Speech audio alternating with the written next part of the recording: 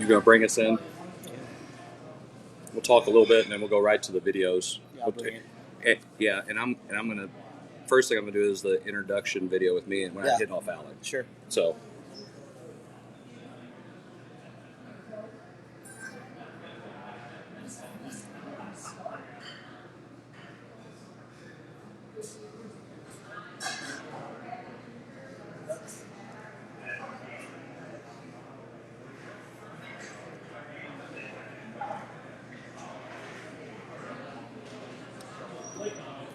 All right. Well, welcome to another episode, another edition of the Coach's Box. Coach Miller, how we doing? We're good, man. How you doing, Coach McVey? Hey, we're doing excellent. We're a little Excellent.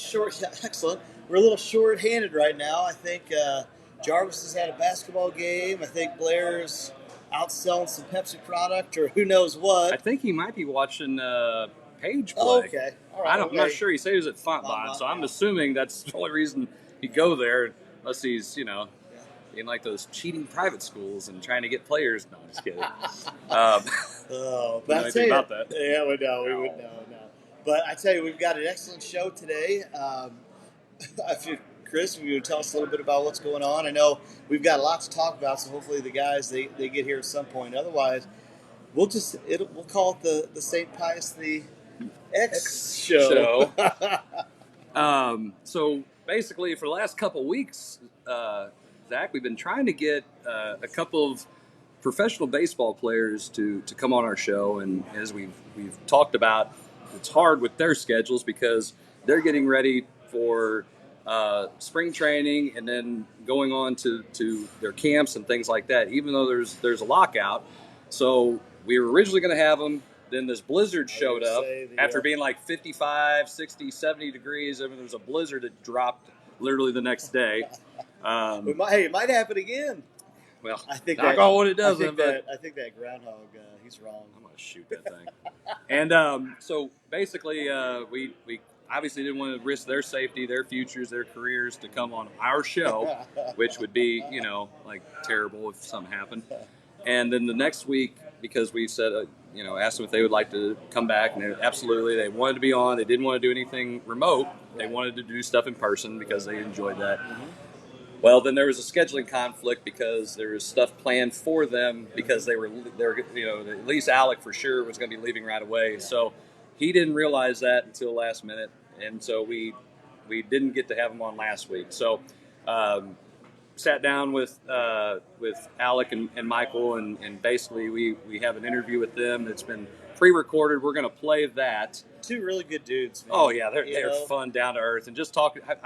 Not even talking about the interview, just talking to them in general is just so much fun.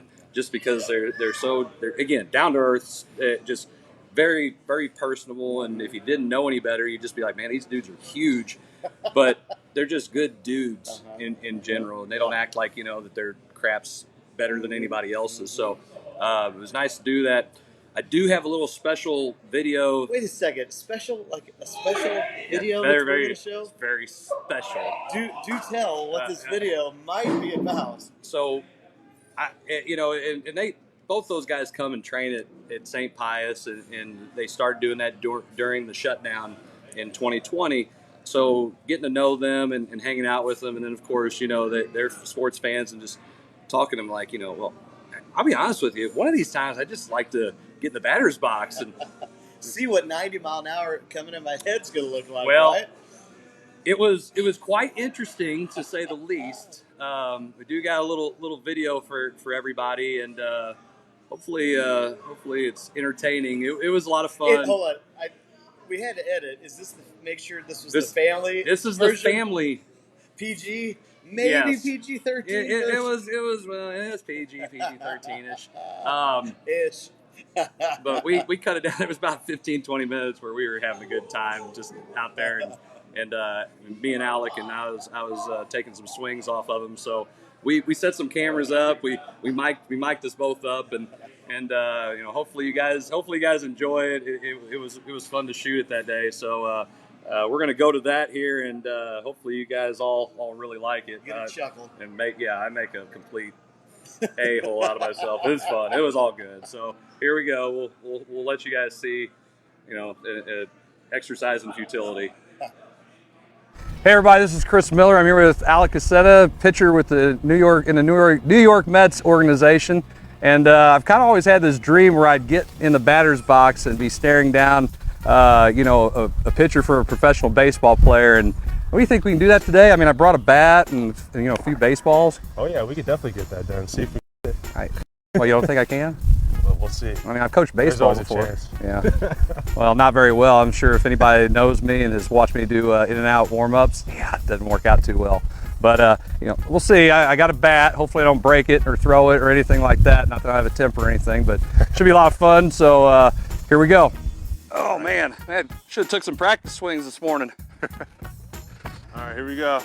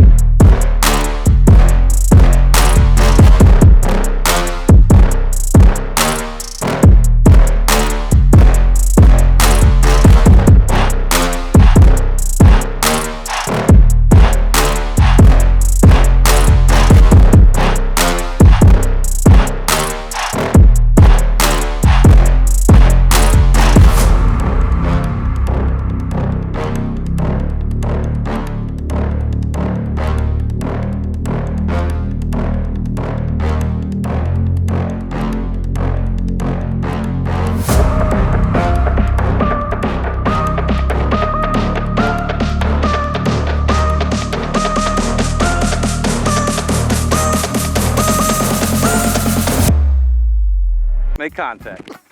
Oh, look at there, I made some. Oh, wow. I'll tell you right now, it's bad if you're going to tell me what you're going to throw. Uh-huh. Here's the Terminator. Here comes a slider. Oh. Good thing you're right-handed. Good God. Here comes a fastball. Oh.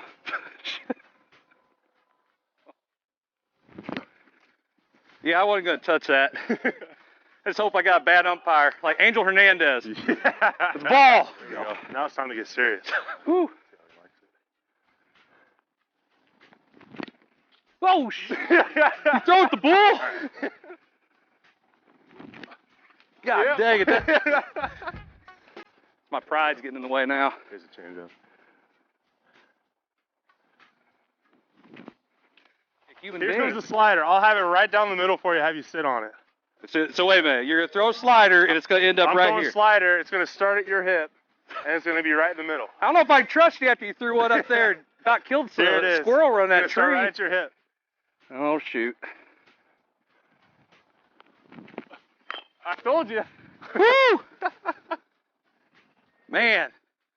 Hey, good thing we're friends. Yeah, right? I trust you a little bit. Woo! Here's a free one. Here's a fastball. Let's see how far you can hit it. Oh, no. Get my launch angle ready here. Launch angle. I'll put it down low so you can get that launch angle. Oh, you just pitched me there. Shoot.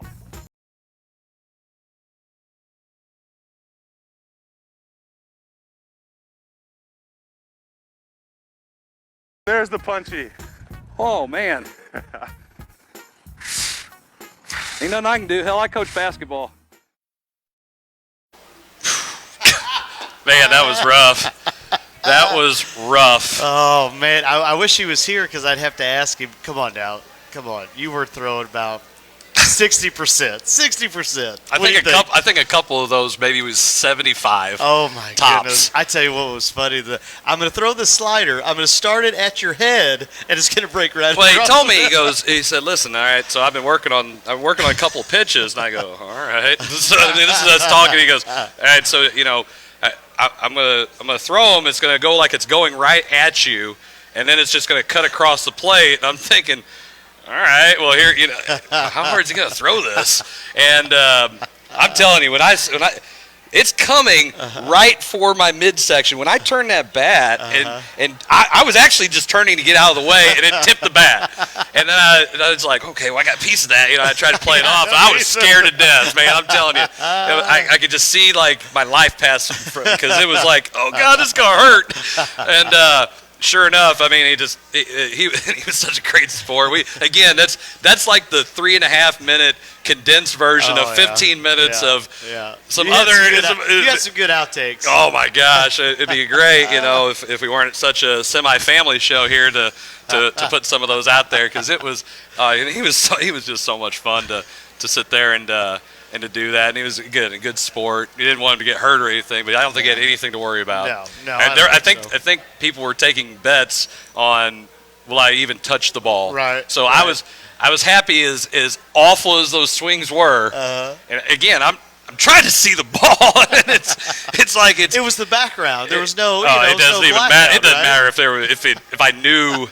He did. He was telling me. Right. He was telling me what's coming. And the funny part is when he mic'd him up, and I went back and watched it. He's like, "Here comes a changeup." He's like talking to whoever's watching the show. Like, all right, here's what's coming next. And so you can tell that he's definitely practiced his craft. But just such a great story for those guys to have that opportunity to go. Now, Alex. Well, I was going to say, I mean, we're going to get into this interview, and you were able to have a conversation with both Alec and Michael, who Michael, for everybody that knows, is the local product from Hillsboro, and just a multi-sport athlete. And I hope that, hopefully during the interview, maybe you talk to him a little bit about playing multiple sports and how that helped them out. So I'm curious to see this interview that you have set up with both of these guys, because one, they're a hoot, and just see or listen to some of the questions that you had for them, because I'm sure it's pretty good. Oh, and again, talk about just being down to earth. So,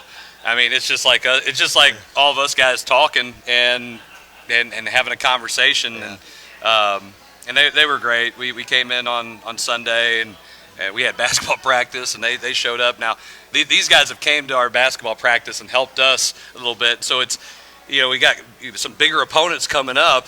Well, it's hard to simulate that when you don't have big guys. These guys are huge.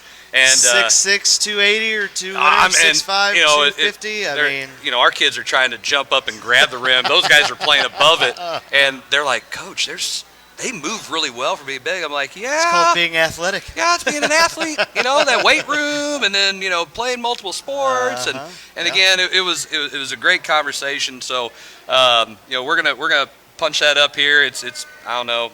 It's probably about 30 some odd minutes, but it was a lot of fun, a lot of good conversation. So we're gonna throw that up here, and then we'll see you guys here in a little bit, and hopefully you guys enjoy it, because it was something that we've really been looking forward to. It's been a lot more fun if it was all of us, but at the same time, we definitely, especially Michael being the local guy, and then Alec, who's currently he left. Yes, he left Tuesday to go out to Florida.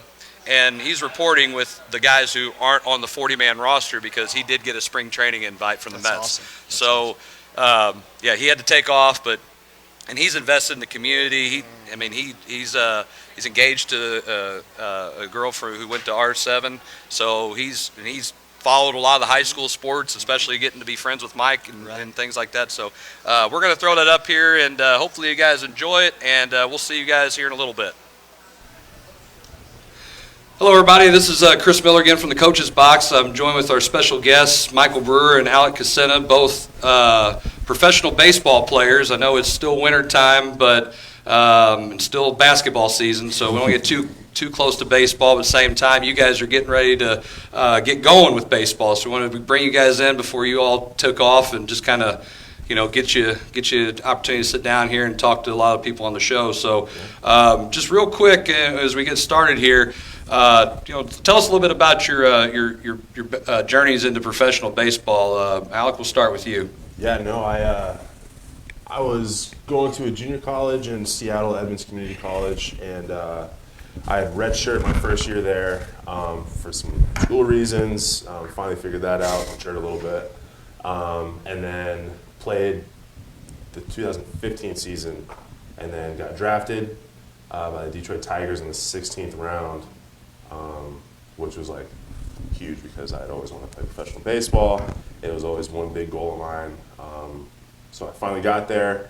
Only played 2.5 years there until 2017. Got released. I had some injuries in 2016, and then played independent baseball. Actually, what brought me to this area in Sauget, Illinois, with the Gateway Grizzlies. I love that stadium too. By the way, we've when I was an assistant coach, we had an opportunity to go and play some high school games there. Yeah, it's pretty neat. I mean, it's no, just it's a neat it's a fun little stadium. It's like it's in the middle of nowhere. Yeah, like it's in the business park, and then there's this baseball field. Right. Great fans. I mean, I kind of left the Detroit Tigers with like a bad taste in my mouth with professional baseball, and then I got to Gateway, and it reminded me of junior college baseball. Like you're there with your boys, you're having fun playing baseball, and I found the love for the game again. It's awesome.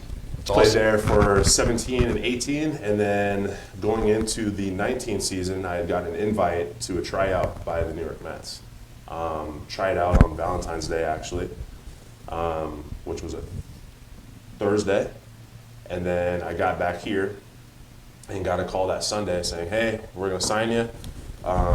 We want you to come back. I think it was on Wednesday. So it was a 7-day turnaround. Oh, wow. Yeah, and I've been with the Mets since. That's awesome. Yeah. Michael, how about you? I mean, you're a local guy. Yeah, mine's a little different. A little different route, but let's hear about that a little So bit. I was at Southern Mississippi out of high school for college ball, and we had summer classes going on in what was that, July, I believe, and I started going down there. First week down there, I get the call saying, hey, we want to take you. I'm like, shit. Like I just got down here, just started getting used to college, just start getting stuff like that. I'm like, all right. Thinking I'm going to have a couple weeks to, prepare and stuff. And I get a call later that night, and they're like, hey, we want you on a flight tomorrow, headed down to Texas. I'm like, shit. I got to drive 8 hours home. So I head home, make the journey home, get home, sleep about 4 hours if I got any of that because I was so wired. And head straight down to Texas, end up signing it, and flew out to Arizona. That's about where I'm at. A little different roads, I mean, but hey, as long as you get to the same spot, Yeah. that's the important part. What was it like getting drafted? I mean, obviously, it's just for somebody who's obviously wasn't good enough to ever have that kind of opportunity for like me, because when you're 5'9.5" on a good day, basketball teams professionally don't really come calling.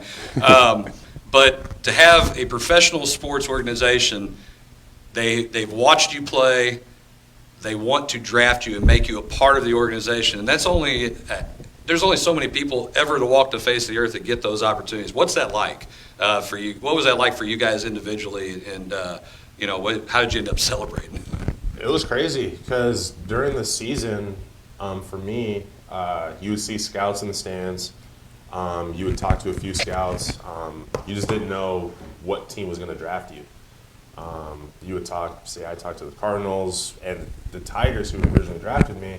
I only talked to them one time. So they were completely out of the radar. I was convinced that the Padres were going to draft me. Did you talk to the Tigers in any ball? No. Oh, I didn't know if you talked to them again. I was like, damn. No, so like when I was in junior college, you would have the coaches, the scouts in the stands. They would come out to a bullpen in the middle of the week as you're getting ready for the next weekend series. And you would talk to some teams, and the Tigers were like not on the radar. Next thing you know, it was day 2 of the draft. I wasn't even home. I was with the summer team, the Bellingham Bells, which is a collegiate summer team in the West Coast League. And we were in Corvallis, where Oregon State plays. And I was in my hotel room, day 2 of the draft, and I was watching the draft tracker, listening to it, and I had heard my name popped up on the Twitter feed, and I heard my name get called, and I was like, well, I guess I just got drafted. And it was cool because I was in the hotel room that I was in. I had 2 of my guys that I had played at Edmonds Community College baseball. So like I had 2 teammates with me that had gone through the whole process of the whole season, from fall ball, winter training, and then the season. So it was cool to be with them. My mom picked me up the next day, drove home, had a draft party that weekend where my dad cooked up a bunch of food for everybody, and then I was on a flight to Florida. Just like that. Yeah. Hey, I mean, it's just cool hearing those kinds of stories and everybody does things different, whether you're with your family and friends or just sometimes just you and just 1 or 2 other people. So, Michael, how was that for you? I was actually cutting grass when I found out I got drafted. I went out that day, and I knew it was the second day. I was like, this is the day. I'm probably going to get drafted, if I do get drafted. And so I'm like, all right, I'm going to keep my phone on me, keep it on ringer, had headphones in. I think I cut like 4 or 5 yards, and I'm like, man, I'm like, no call yet? I'm like looking at the draft tracker, I'm like, shit. And so I'm like, all right, if I leave my phone in my truck, I'm like, that's usually when somebody calls me. So I leave my phone in the truck, cut the yard. Baseball player, superstitious. And cut the yard, and I get back, I load the lawnmower up, I look in the window, it's just like lighting up, I'm like, shit. I'm like, go to answer it, and they're like, hey, we just took you a 30-second round. I'm like, sweet. And then party-wise, I can't even say we did anything fun. We just talked about it. Finished cutting some grass. Yeah, finished the day, probably went to bed. I mean, it's again, still awesome. I mean, and neat and stuff from even somebody who's, I love playing baseball, and I wasn't any good at it. I mean, we'll see that coming up on this video because I guess talking mad trash and think that I can hit off of professional baseball player. Anywho, COVID's kind of impacted a lot of stuff in the last couple of years. I know it's affected high school sports locally, and obviously nationally you see how much it's affected professional sports, college sports, and our everyday way of life. Now, from you guys' standpoint, how much has it really affected you guys' career, especially trying to get to the show and everything? Yeah, maybe not as much for Mike as for me, because it was his first year. It was going to be his first full year. For me, I was 24, I guess, at the time, and it was my 5th professional season, so I was still kind of in the middle of it, really trying to gain some traction. And I had a good year in 2019. I was coming into spring camp of 20 with a head full of steam. I was ready to go.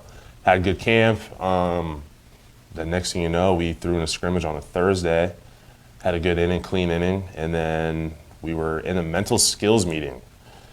And I was in the back with some guys, and everybody was kind of messing around, and somebody had pulled up on their phone, and they saw the news that they were shutting down spring training camps. And we were like, well, we haven't heard anything yet, so let's see what happens. And next thing you know, we got banged. A couple days after, they sent us home, and we were in limbo. Yeah. We had no idea what was going on. I thought it was going to be 2 weeks. That's what they told us. Yeah. Oh, wow. And then a year later. Yeah, and luckily for us, I hadn't met Brewer yet. I had heard of him. I think I had followed you on Instagram. Yeah. We'd message each other every once in a while. And we had finally met. We finally started playing catch, and that was a blessing in disguise because we actually had somebody who we could train with, especially with facilities closed. So we just used local field. We used Crystal City football field. We used Pius's football field, baseball field. It was actually a productive summer. Yeah. We were actually able to do some live at-bats with some local kids who were home from college because college kids got banged too. It affected the career just because it was one lost year. Right. And they counted it as a contract year. So if, say, when you sign your first year contract or your first player contract, you have 7 years for it or something like that. And some guys, 2020 was their last year on that contract. And usually that's a free agent year. So you try to gain some traction with some other teams. They didn't get it. So they're left out to dry. So for those guys, I really felt because they really didn't get an opportunity to show. Right. Well, how about you, Michael? Obviously Alec covered a little bit because you guys started training together, but just from your own standpoint. COVID, what'd they do? They came in on I think it was a Thursday, and they were like, all right, we're going into a 3-day quarantine, and nobody's allowed to leave. We have a little apartment complex, and they're like, nobody allowed to leave it. We're like, all right. And then later that night, they actually came back in. We're like, hey, everybody's going home. So it was within a couple hours of 3-day quarantine, and then everybody going home. Yeah. But, I lost a year, but, I think I just had another year to train. So I came into the 2021 season just even more bigger. Right.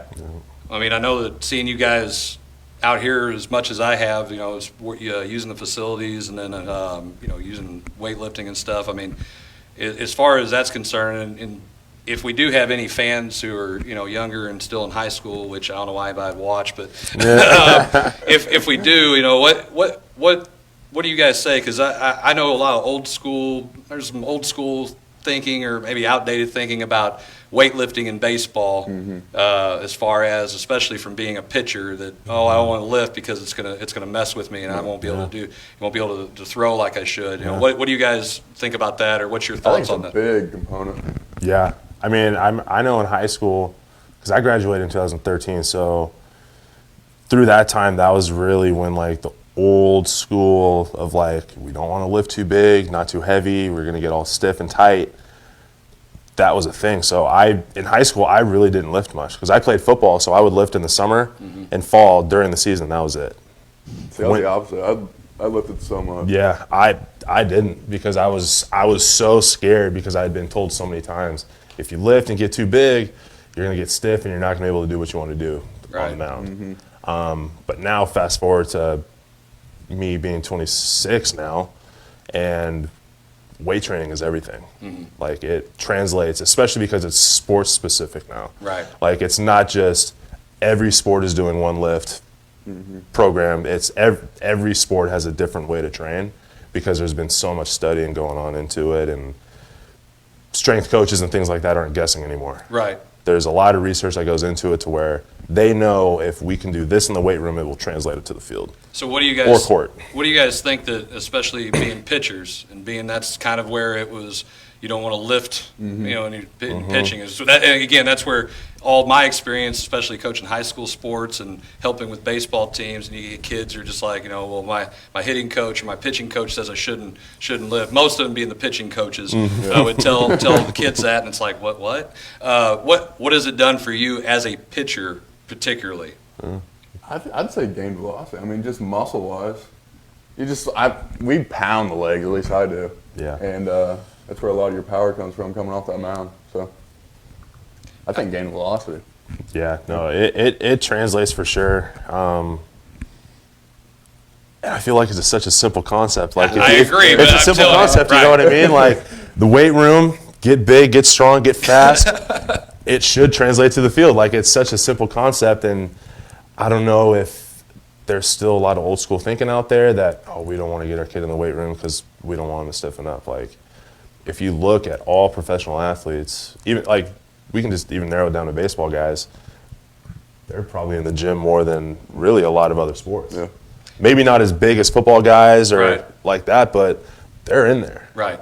And I know in the last few years, I've seen the change away from that old I guess outdated way of thinking, because you see the benefits of some of the newer stars of baseball that, well, they're doing all this that a lot of the other players back in the day that they just kind of got out of bed and stretched, and next thing you know, they're taking batting practice or they're pitching, and they go out and they spend all night doing crazy stuff. They get up and they just do the same thing again. They never pick up a weight except for something that weighs 8 to 12 ounce curls. 12 ounce curls, and that's it. But obviously, there's got to be something to be said, because, you know, again, I see you guys in here. I see you guys working, and obviously, you know, you guys are just moving on up and doing great things.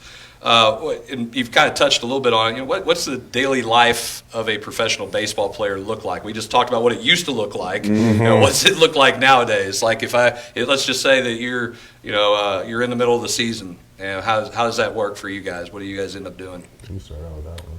So we would, reliever side, you were a starter, but reliever side, we would work out on, I believe it was a Monday and Thursday, and that no matter what, even if you were planning to throw that day or like in the pen, so you would usually wake up, lift those days. If not, you just come in the normal time you're supposed to report, and then we'd practice for maybe 30 minutes to an hour, especially in the later season. And after that, wait about an hour and a half, 2 hours, go to the game, play baseball, do it all over again the next day. It's really honestly an easy. Yeah. It's an easy, long day. It's just so long, but like everything's so easy. Yeah. It's really, like, the day is really stretched out. Like, I'll even go more in depth. Like, I'll wake up, we'll probably get out of bed like 10:30 in the morning, because usually we got a 7 o'clock first pitch. We're not getting home till 10:30, 11 o'clock, and then it takes a little bit to wind down. So you're not getting to bed. Obviously, you got some video games or card games going on with your roommates. You're not getting to bed till midnight, some nights later.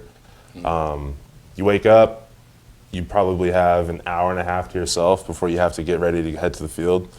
Head to the field, do whatever you need to do, treatment with the trainers, which I love. I live in there. The training room, like back to old school, like you can't make the club in the tub. That's gone.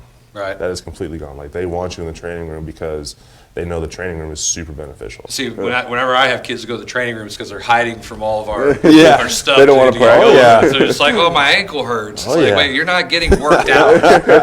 There's a difference between being in the training room, what you're describing, Yeah. you're describing, than kids saying, well, I got a little cut right here. But anyway, yeah, I get it because there's so much that you guys are doing and obviously working on your muscles. Everything, like you said, is more specific now, and there's a science to it. Yeah. Where back in the day, it was like, okay, again, we're just going to show up and play. Yeah, And, no, exactly. It's a lot different. But, talking about what, from you guys' experience, what's been your best moment so far in your career as a baseball player? Oh, man. I know, throw the tough ones. That's a curveball. Yeah. I'd probably say getting back after the lost season after COVID, because everybody was so juiced up and ready to go for spring training that you could tell, like, they usually tell you, like, hey, you're not making a team day one, week one, but everybody was trying to make that team week one, like, because we had lost a whole year. It had been damn near 365 days since we were in uniform on the field, and we were gassed up, ready to go. Right. And that camp was the most competitive camp that I have ever been in. Everybody was just coming from Yeah, everyone was ready to balls to the go, wall. and it was fun because it was competitive. Right. So like being like athletes, like you want to compete, and it made you perform even higher and higher and higher, which ultimately should translate to your success and the organization's success too, because you're obviously playing for yourself, but you obviously want, like for me, I want the Mets organization to be World Series, top-notch minor leagues, everything. Right. So that was probably a cool moment to be with everybody again, seeing some old faces that you hadn't seen in a while. Right. So that was probably for me. How about for you, Michael? Mine was probably getting out of Arizona. So out of like rookie ball or extended spring training, and actually going to minor league affiliate or like baseball outside of the complex. Right. So I mean, actually having fans and people razzing you and stuff like that. I mean, it's just the experience, because like in Arizona, like there's just nobody goes to games out there. It's so hot. You're playing backfields. Yeah, backfields. I mean, and then actually seeing people in the stands cheering you on, it was nice. Now, you've had people razz you. I mean, you've played basketball at Oh, the yeah. JCAA. I'm just kind of curious. I mean, I love it. just missing it. Oh yeah, I enjoy that. Oh, and it's great too, because I mean that's what you want. You want that pressure. Yeah. If you're an athlete, if you're playing in any kind of sport, you want that. I mean, you're in the backyard talking to yourself about you got all these people in the stands watching you, and it's a big moment. Yeah. So Well, hell, I went to the R7 Pius game on Friday, and place was packed. Yeah. And there was energy all over the place. Like there were at some moments where it was a super close game and a big bucket was scored on either side. Like I think naturally an athlete will just kind of get goosebumps. Yeah. Like I get goosebumps like watching like tonight for the Super Bowl. I'll probably get goosebumps when I see you guys running out to the field. Right. Because like when you run out to the field, like there's 60,000 people, or even The amount of people you know are watching you. exactly like that. It's fun. it was funny because I was talking to Coach Breeze before the game, and we kind of looked around. He kind of looked at me and goes, "Man, this is just a good environment. And this is the best." Yeah. I mean, it's, no matter what. And we talked after the game. It's fun. It's just it's fun to compete. It's fun to be in those kinds of atmospheres, and you want your players to kind of think back when they talked about it. Man, it was a big game, a big crowd, and I can only imagine when we're talking about a gym with maybe 1,500 people, and you guys are playing in front of a few thousand. Yeah. It's a little different story. Yeah. So Absolutely. I don't know how I would perform in that situation. I had to shoot a couple big free throws at district championship one time. I thought I was going to piss myself. I was so scared. But at the same time, I mean, it's all fun. And so, as being pitchers, what's somebody that you faced where it was a big matchup for you, and you're pitching against them and they're hitting somebody who's either a big prospect or a big matchup, and just kind of talk about that.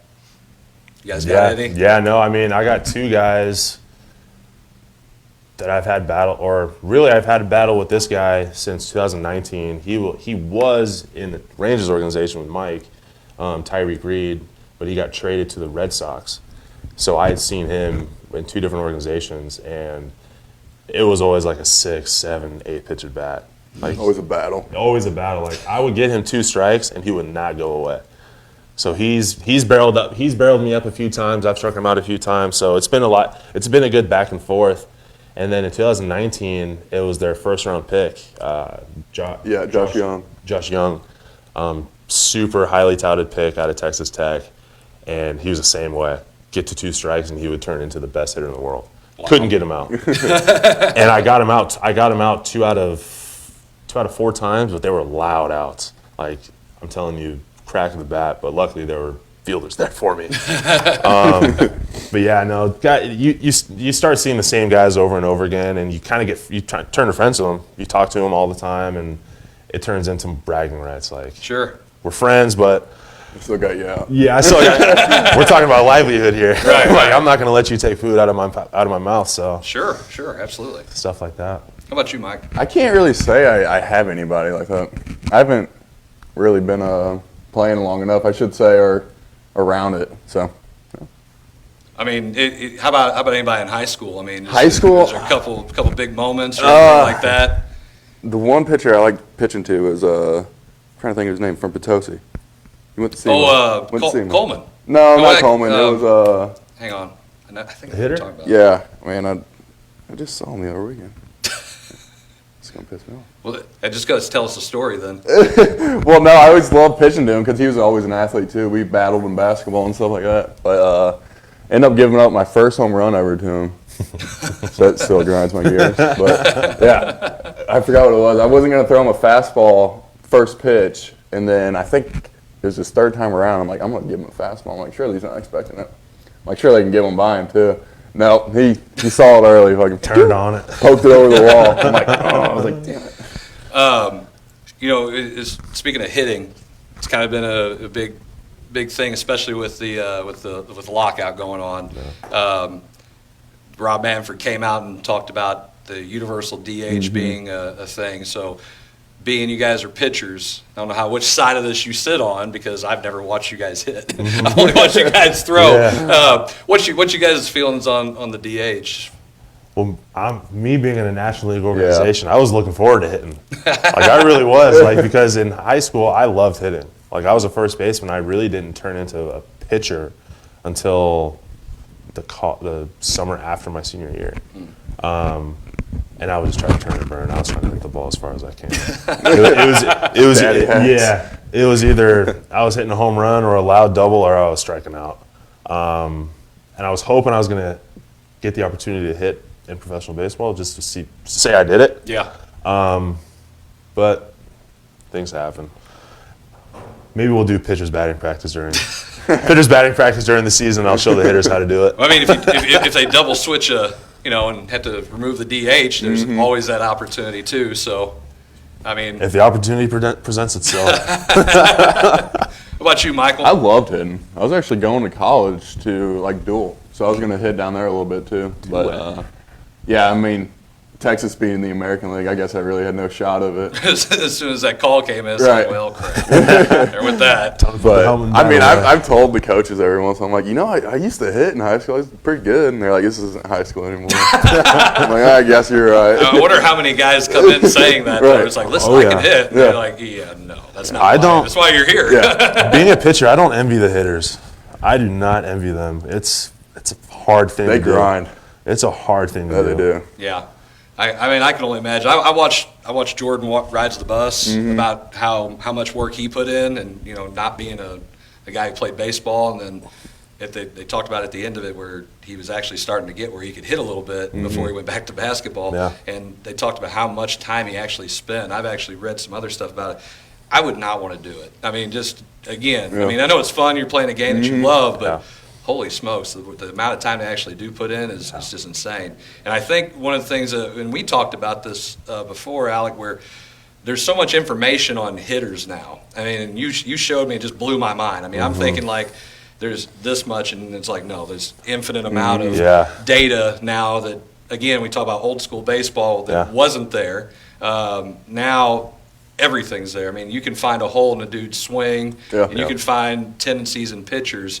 Talk about how that's, I mean, going from being a high school baseball player where there's probably not a lot of that, if any, now everything's thrown at you all at once. Yeah, no, I mean, in high school, even junior college, you never really, like, got a scouting report.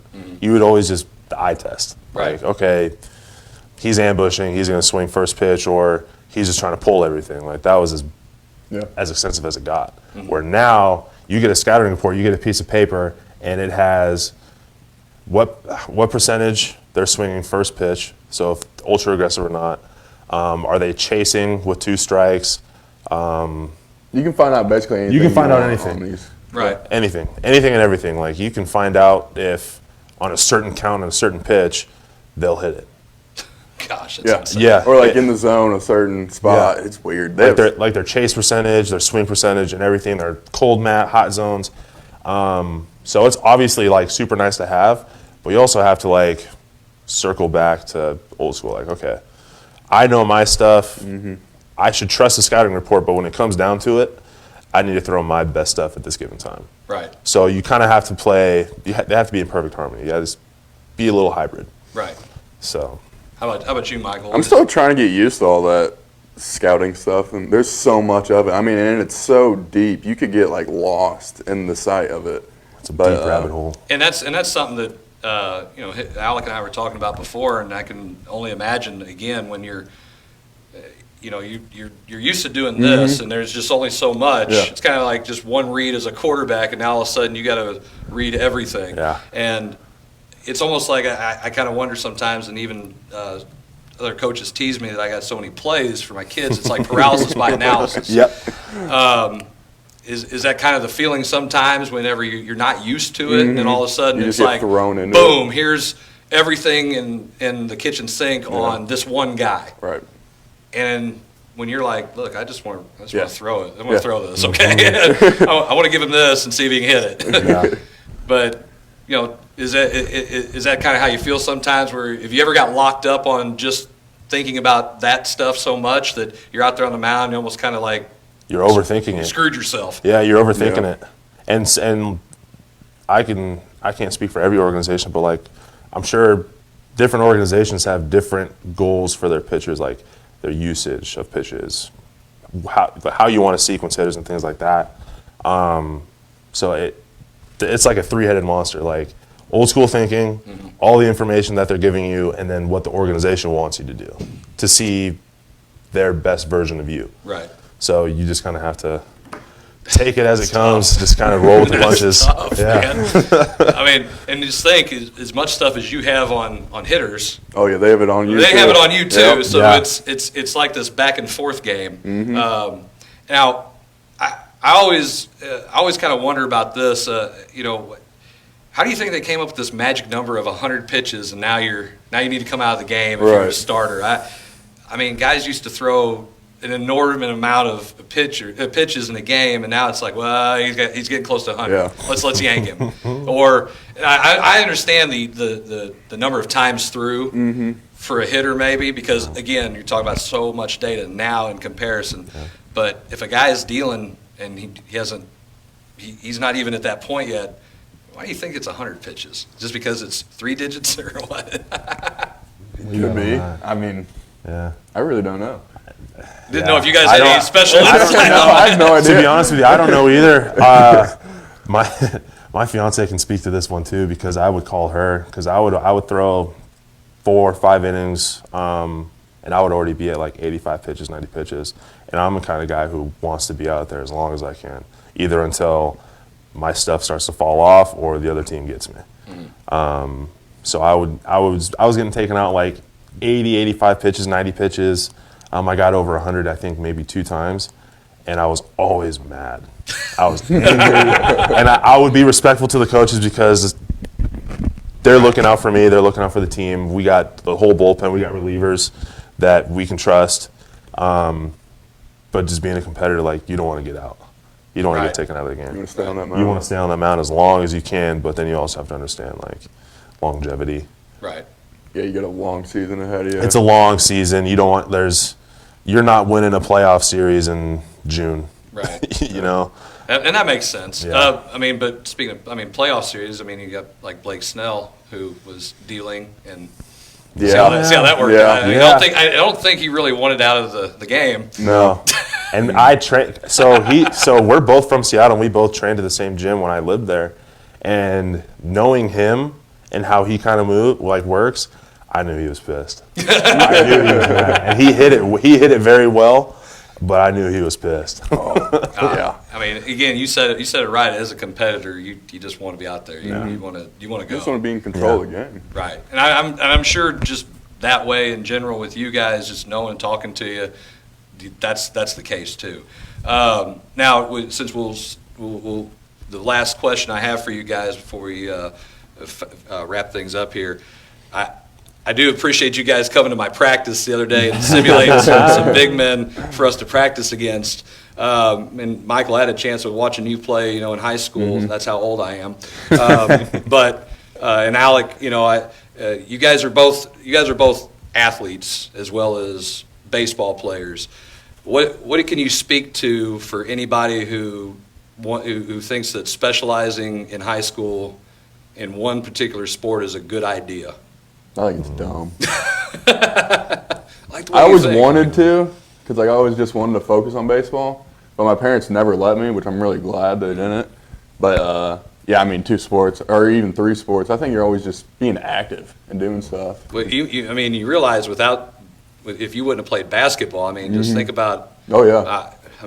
Again, that's how I come to know who you were. Yeah. But it was a basketball coach watching you play, or teams watching scouting film, and I'm just like, good gosh, this kid can play, and it's something that you just did because it was it just, to me, I think a lot of kids benefit from that because they're not sitting around doing nothing, getting themselves into trouble, but at the same time, there's other things they learn, other roles that they can take. If you're a stud in this sport, but you're just kind of a role player in this sport, it's beneficial. Yeah, no, definitely. Multi-sport athletes are huge. It all kind of translates too.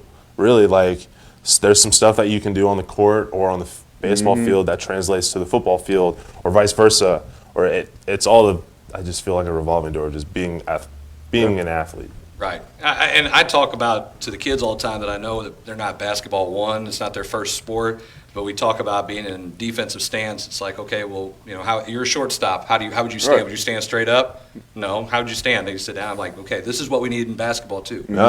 Football. You're getting ready to. The ball's getting ready to get snapped. You're a linebacker. How you standing?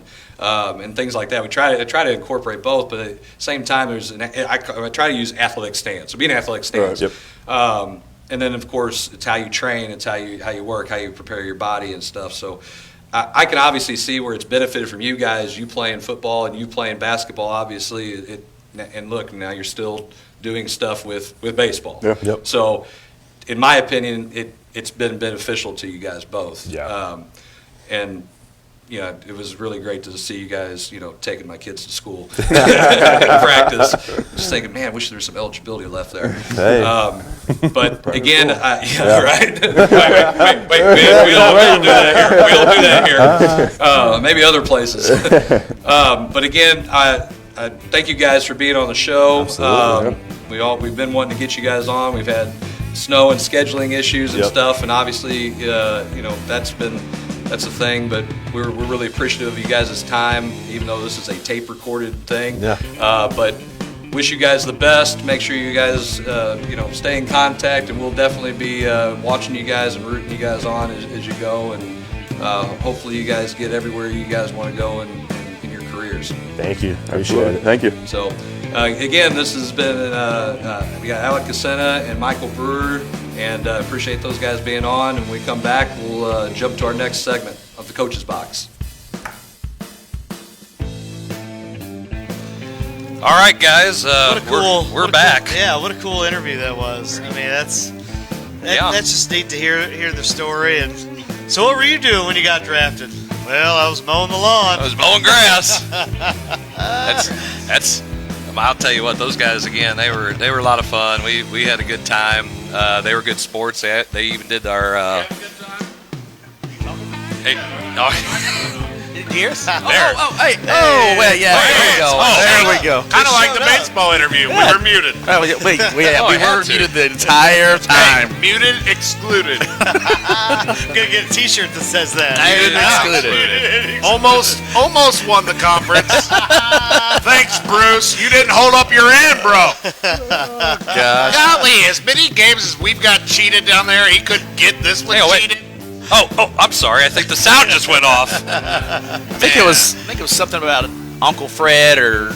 I know. I cannot believe. All right, we'll get into that here in a little bit. I'm sure I'd jump into it. That's a teaser for the next Good segment. Gosh. All right. Well, hey, we had a nice long interview. Golly. Hostile. A little bit. I've already had to make me hostile environments. I mean, I had to root for Vinny. I mean, come on. I felt like trying to. Did you? I felt criminal. Oh yeah, I threw up in my mouth a little bit.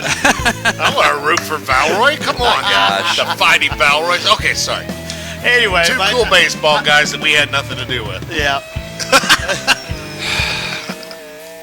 And once again, the pious fix. Now, one of those guys, Dad was a black cat too, so you make sure you mention that.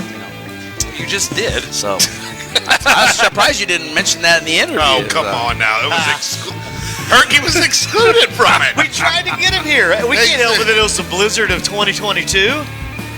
60 degrees the day before. I was here that day. Had to get those. Well, I'm sorry, you live here. got a bed set up here just in case you can't get anywhere. All right. Okay, so that being said, we've had a long broadcast so far. When we come back after some commercials with our sponsors, we're gonna get right into the rest of the show. Should be a Was dandy. there a big game that was on this past weekend? There was. Okay. Yeah, it was Herculaneum Grandview. Yeah, it was a big That's game. true. That's right. We'll talk about it. We'll talk about it when we come back. It's the next segment on the Coach's Box. Yeah.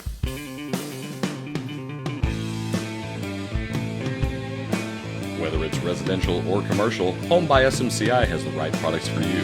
Global Plasma Solutions will attack your bacteria, mold, viruses, and even help with dust in your house. They install easily in less than 45 minutes, and it's invaluable for the rest of your life. If you're interested in any of the products they offer, give Home by SMCI a call today at 636-337-4444 or email them at service@homebysmci.com. Wiley Agencies has 2 locations in Festus and Hillsboro to serve you. We offer home, auto, boat, motorcycle, business, life insurance, investments, and much more. We offer a customized approach unique to your situation to make sure you, your family, and assets are properly protected. We also offer great rates and savings.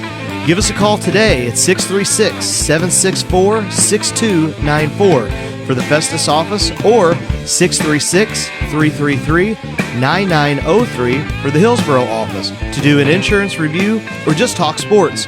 If you don't have time to call, feel free to email Sean at SeanWiley@allstate.com. Are you worried about planning for your financial future? Turn to the expert with 29 years of experience and give Brian Waits a call today. Brian Waits at Waits Financial Services specializes in investments, life insurance, retirement plans, tax planning, and even 401k rollovers. For more information, or if you just want to get a quote, call Brian at 314-374-6713 or email him at bwaits@woodburyfinancial.net. Are you looking to buy or sell a home? If so, contact Stacy Miller at Berkshire Hathaway Home Services. Stacy works with first-time home buyers and even savvy sellers. She also specializes in working with investors, lenders, and title companies. Stacy will be there every step of the way. Contact her today at 314-606-1007 or visit stacyzmiller.com. No time to eat in? No problem. Don't feel like cooking? We'll do it for you. Need wings for your party? TJ's Bar and Grill has got you covered. TJ's is a local mom-and-pop establishment in Peabody, Missouri, known for their own homemade pizza sauce, barbecue sauce, and their famous TJ's wing sauce. Open 7 days a week, they are family-friendly, biker-friendly, and locally owned. Come by or order by phone with your credit card at 636-475-3648. TJ's Bar and Grill. We're glad you stopped by. Roses are red, violets are blue. Whether you're buying or selling a home, let Kelly Kaufman move you. Kelly Kaufman of Real Living Gateway Real Estate brings a fresh approach with an honest, innovative, aggressive, and junk-free fee experience for all her customers. Whether you're a first-time buyer or experienced seller, Kelly Kaufman has the tools to deliver the best client experience in the industry. Give Kelly a call today at 314-221-6090 and let her move you today.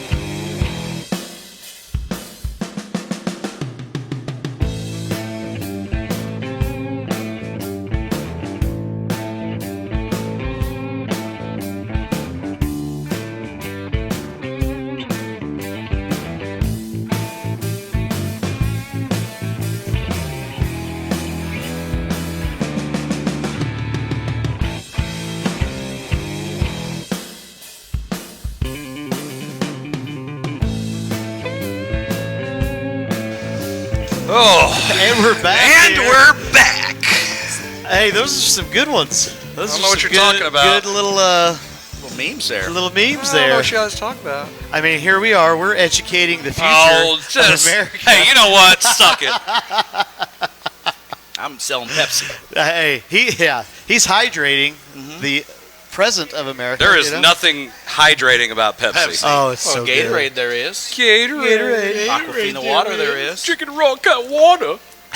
H2O. Well, we had something go on, a national event this past weekend. National? Yeah. I got to see some rap. Gosh, you're calling winning conference a national event? No, the Super Bowl. My bad. Get to that later. You know, where I got to win some squares, some money. Yeah. Kaufman, she won all the squares. Yeah, Hey. Kelly Kaufman, one of our sponsors. Yeah, one of our She's thinking, bought- man, so That if you investment wanna- really paid off. No kidding. I think she's a Herculaneum grad, isn't she? She is. Yeah, she is. So that might be something for local businesses. I mean, it's In which, honest, it had nothing to do with her being one of our sponsors, but what's the likelihood when you have 4 rounds of winners and you buy 5 squares? And she wasn't the only one who bought 5 squares, but she bought 5 squares and she won on 3 of them. And she almost won on 4 of them. Yeah. And I was just sitting there, I'm like, you've got to be kidding That'd me. be 2 years in a row. I haven't won crap. Kind of like conference. You know what? It really sounds like this is kind of like a pity party going on right now. I was gonna say, hold on, time out. Here, pity. I won a game here's today. I'm tissue. good. Here's a tissue. I won a game today. I'm good. He's not throwing in the white towel yet. Oh, he just needs something. Speaking of throwing towels, oh my! let's go right into it. Yep, let's do it. Hey, Super how Bowl. about the fact that the game was entertaining Yep. for about 58 minutes or so, or whatever? I mean, it was all the way through. It was a good football game. It was enjoyable to watch until the last 2 minutes of the freaking game. Well, what happened? They have those headsets that the officials get, and it was, hey, by the way, we have to make sure that Kroenke gets all those $800 million back. So if you would, go ahead and make sure he wins. Thank you. I mean, it was. How do you make those calls? How do you make those calls in that game at that point in time? When you've let a lot. Wait. Yes. When Donald pushed Burrow out of bounds, which was a clean hit, but it was just overly excessive. Oh, yeah. Then the fight ensues that they have on the sideline, and there wasn't a single flag thrown. Yep. Not one. And all the pushing and hitting guys in the face mask and whatever that was going on. And I've seen a lot worse, or a lot less get called as far as personal fouls on those plays. Yes, I agree. And nothing. Third and goal. The face mask on Ramsey. Oh, yeah. When he caught what's his name? Chase. Number 83. No, It wasn't Chase. 85. Chase. No, it wasn't Chase. But anyway, so Cincinnati wide receiver, I'll think of it later when it doesn't matter, catches that touchdown pass. He rakes Ramsey's face mask. No call there either. But then in the last 2 minutes, it's just like, hey, laundry time. And that linebacker, the linebacker did. Well, I don't know. Not any worse than it was ever. Well, there was about 3 or 4 others in the first half that were. Did you see the picture of how far Aaron McDonald was offsides? Oh, yeah. Oh, yeah. Dude, he was that far on the other side of the football. Yeah. Well, and not only that, on the one where with a third and long where they called pass interference, there was a hold. There was, full-fledged, got you in the headlock. Yes. No call. I said, if that's a penalty, it better be right there. Mm-hmm. That's holding. If there's something down here, offset. Nope. Higgins. Higgins. And I'm thinking, well, this is awful. He took a game that, look, I didn't want the Rams to win for very obvious reasons. Right. Stan Kroenke sucks. Yeah, and speaking of Stan, let's just throw that back up here. Boy, I love that. That little meme I made. That's Jarvis. That's a great picture. That is going to be my new. Let's just make more pictures and memes for this show. It was a great picture. You notice how the memes are getting thrown at us herky guys a lot here. That's right. It is. Plenty. Wait. I mean, seriously. That picture of Zach is priceless. It is timeless. Yes. It is timeless. Trust me, there's a lot better memes than that. We still have to get you guys in front of a camera to get your pictures taken. I already got mine. For some new banners. Oh, we've already done that. We did it. Well, that's great. But thanks for inviting us. Hey, we'll still have a banner of 5 too with Kevin. We putting his ugly logo on there. Yes. Yeah. We're waiting on these St. Pius guys. I can't tell you. Because hey. Zach, Hey, are we too busy winning chips? That's what we're doing. Winning chips, baby. Hey, yeah, me too. Hey! First loser. 4-1 first loser. Hey, I was there last 2 years, man. Well, I don't want to start a trend and do it 2 years, so. So how do we really? I mean, I thought it was an entertaining game. I'm happy for Aaron Donald. He's a hell of a player. He's a fantastic. He is a dominating player. He is a good. I like Kupp's story too. Yeah, Cooper Kupp. He's a great. I still think Aaron Donald should have been all the of the MVP. player stories were great. I mean, us being even Stafford's. His story and his. I mean. Wait, I don't feel anywhere remotely close to being sorry for Matthew Stafford, who is. I didn't say I felt sorry. I know, but either way, he's the highest paid quarterback ever in football because they changed the rookie salary rules after him. Yep. Bradford, and then they changed it. Was the $50 million contract? But then Stafford has had 3 contracts that have been outrageous. Yep. So I don't feel sorry for him. It's like, oh, you got traded. And how stupid are the Lions? Oh. You got another chuck and duck guy. He's Blaine Gabbert 2.0. That's what Jared Goff is. And you traded Matthew Stafford, who is a legitimately good quarterback. Sure. By statistics, he'll probably end up in the Hall of Fame because he'll play long enough. He'll rack up yards. They'll say, "Oh, well, he's done this." You look at his comebacks too, his percentages and stuff of winning. I mean, it's not like he's thrown a lot of yards, and he's had very little except for Calvin Johnson. Right. Gosh, what a guy he was. How about that? Retire early. It's what happens in Detroit. They all do it. Yes. I mean, Barry Sanders like, I'm done. He was one of the greatest running backs to ever watch play. 1,800 yards rushing. I think I'm done. I don't know if I got enough to give. That's crazy. But then Calvin Johnson, same way. Look at Kevin spitting out some stuff. They also got 2 number 1 picks for Stafford. But okay, so are those number 1 picks going to translate to quarterbacks? I mean, because Goff is not the answer for them. What are you going to do? Are you going to go draft a quarterback with one of those number 1s? What? Okay. And then your own? So you got 3? They're not guaranteed, guys. There's a lot of number 1 quarterbacks or first-round quarterbacks that are bust. They're bust. Tim Tebow. Oh yes. Fine. But do you have to have? Do you have to have a quarterback to win though? Because hold on, time out. Because we're saying Detroit. Okay. And I know we're off the topic of Super Bowl, which is fine. No, we are. We're still talking about football. But Detroit. They're not looking for Super Bowl. They're looking for winning. Wait a minute. A winning season. You mean to tell me that none of these? There's going to be a team that doesn't. Their goal isn't to go to the Super Bowl. Even though everybody's goal is to go to the Super Bowl. But come on, Super Bowl. So you going Spirit Fingers? No, he's the jazz hands. He's the jazz hands over here. No, but come on, realistically, Time out, baby. It's not happening. It's not. But what you can do is you can build, and you can build a foundation. Done that so well, huh? Well, at one point when you draft a wide receiver 4 straight years in the first round, I'm pretty sure that's not a good recipe for success when there's no one to throw him the ball. Yes. Or an offensive line to block, or a running back so you're not one-dimensional. But I digress because I just played Madden. I didn't know anything about football except how to win in football.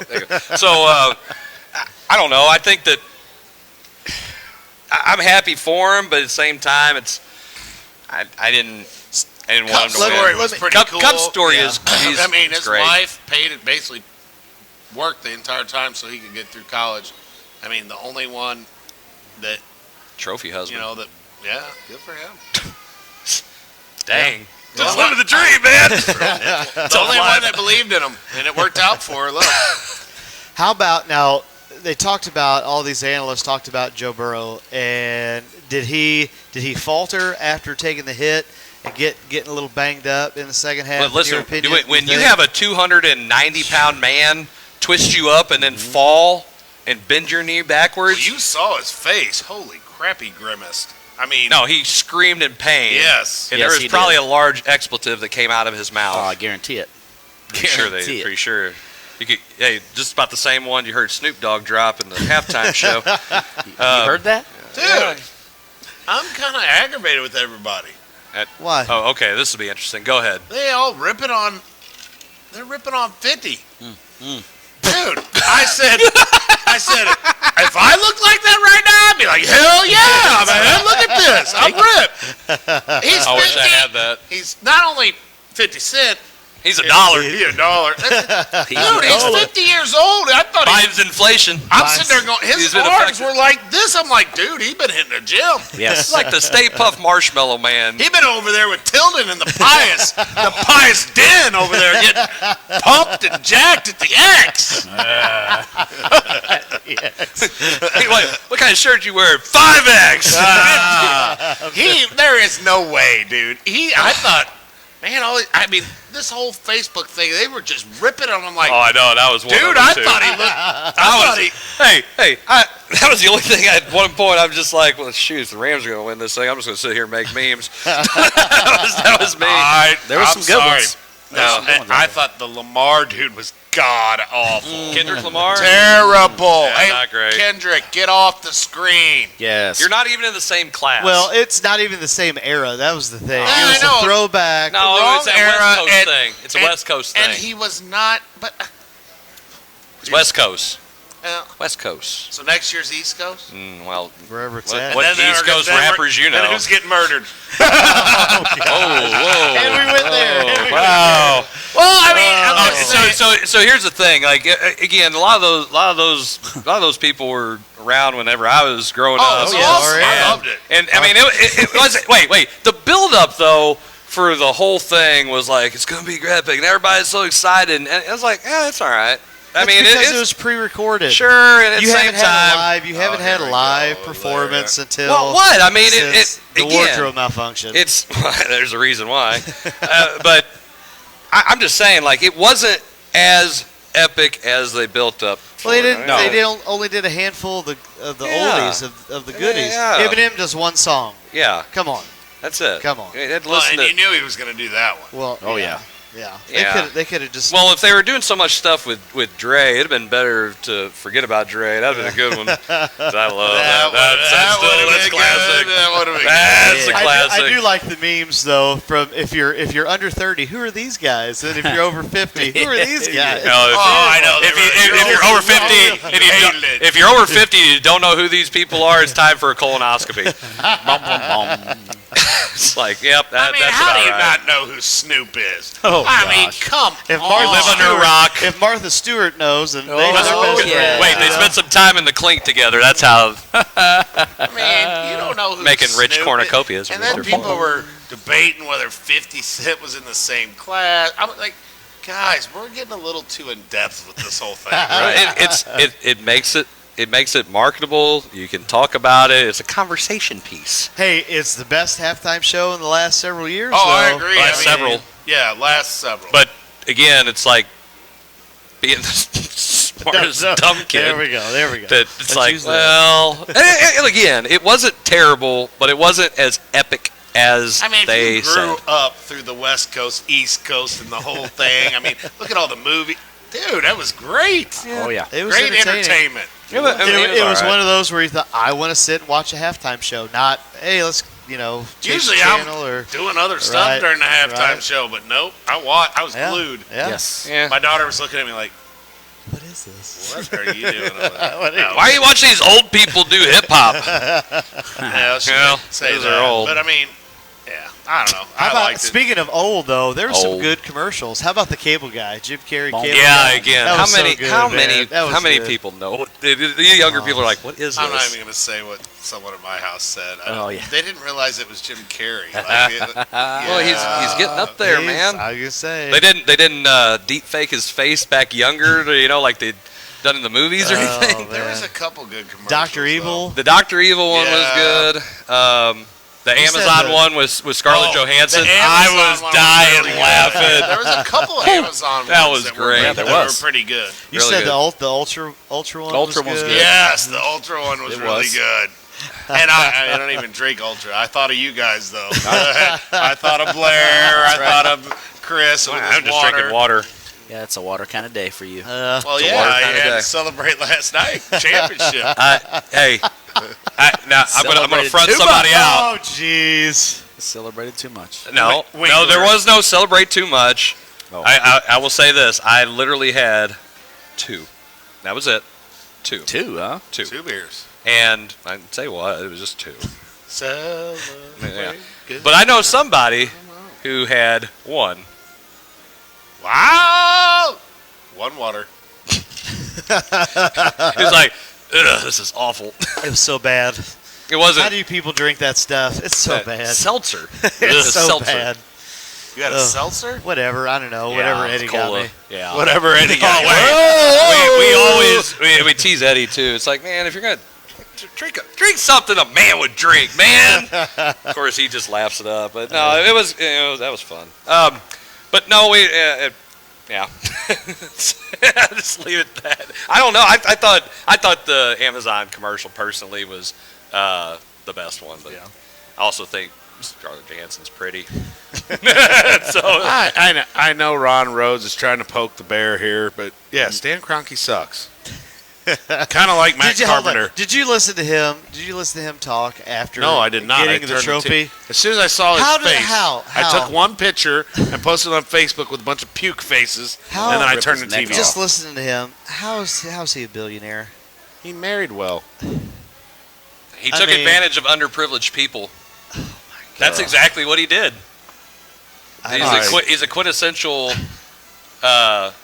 old racist man who takes advantage of people and uses capitalism on his side. Yeah. You go research it. Well, I'm not saying he's not racist. I don't know. He's racist to St. Louis, Well. jerkwad. He's prejudiced against St. Louis. Okay, whatever. It's different.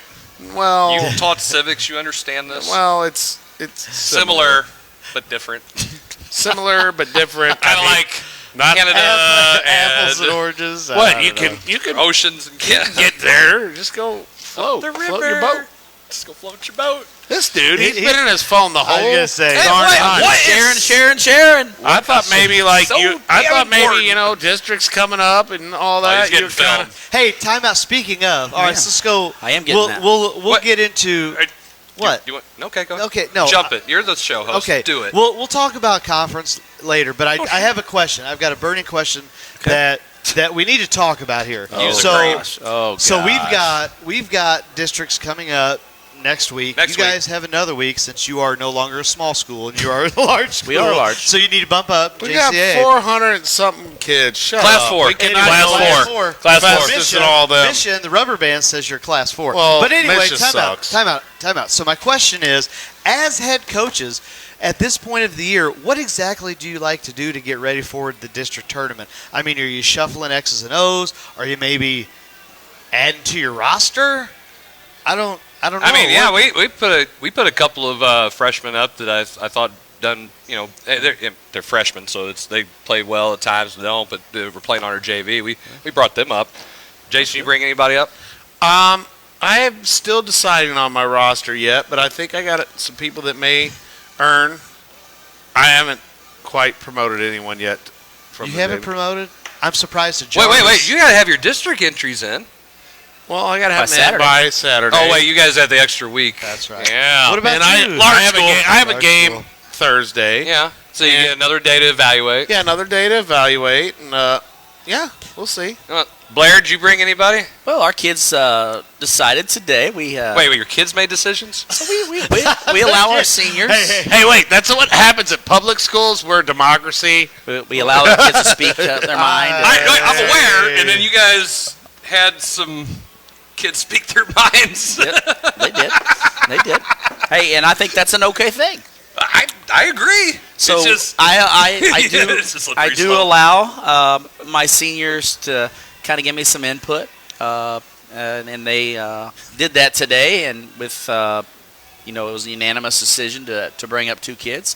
Who'd you bring up? Who'd you bring up? Inquiring minds want to know. So we brought up a sophomore, Mia Moore. She's been really solid for you guys on the JV, number 15. She has played really, really well, and then Duncan's used her a lot. Jarvis. Hey, we got to do that. And the other one is a freshman. Jarvis. She might have the name Jarvis. Hold on, time out. All I heard out of this entire conversation was it took the senior girls to have Jarvis. Yeah, it didn't have anything to do with Coach Blair. Exactly. And the senior girls had to give the coaching staff. When the coaches are going to bat for, you're having meetings with admin and it takes the damn kids. Yeah. It's like, you know what? Maybe you should start dressing her. You know what? I think that's a good idea. Hey, let's get her a jersey. Get her a jersey. Hey, man, I kept myself out of any trouble. Whoa. I didn't have to listen to this guy talk anymore, so I got myself out of any trouble. Wait, no, it's only begun. It's only begun. She got a jersey. She should be in the game. Exactly. Well, I mean, she's not playing. Why is she not starting? I know. When they need a 3 or something, I mean, that's what Jarvis do. We shoot. Shooters keep shooting. I don't know how many times I said tonight to a couple of our shooters because we couldn't hit the broadside of the barn for 2 games in a row. You just keep shooting. Just keep shooting. Shooter's got to shoot. Shooter's got to shoot. I mean, how many times do we've given this thought all year. I mean, it's about time. Slow clap. We got slow clap. Did it. Hey, I hope Jill's not watching right now. You know what? Dad, you're embarrassing me. Would you stop? I'm never gonna get off the bench. You know what? When I told those 2 girls tonight, you know. Did they say about time? No, you know. Here's the thing. You know. Did they start celebrating? Like, yes, finally. Well, I had the celebrate song on my phone. No, I did not. So, you know, when I had this conversation, you know, I felt like I told both of them in the room, I said, you know, this is an honor and a privilege to be able to be brought up, but that doesn't necessarily mean that you're going to play a minute. And So well, that's where I have a problem. And I said, you're going to have to earn. Excuse me? I'm joking. You're going to have to earn your playing time. God, look how much earning it took. I mean, man. Not enough. Like, how many more threes do I got to hit? Oh, I mean, come on now.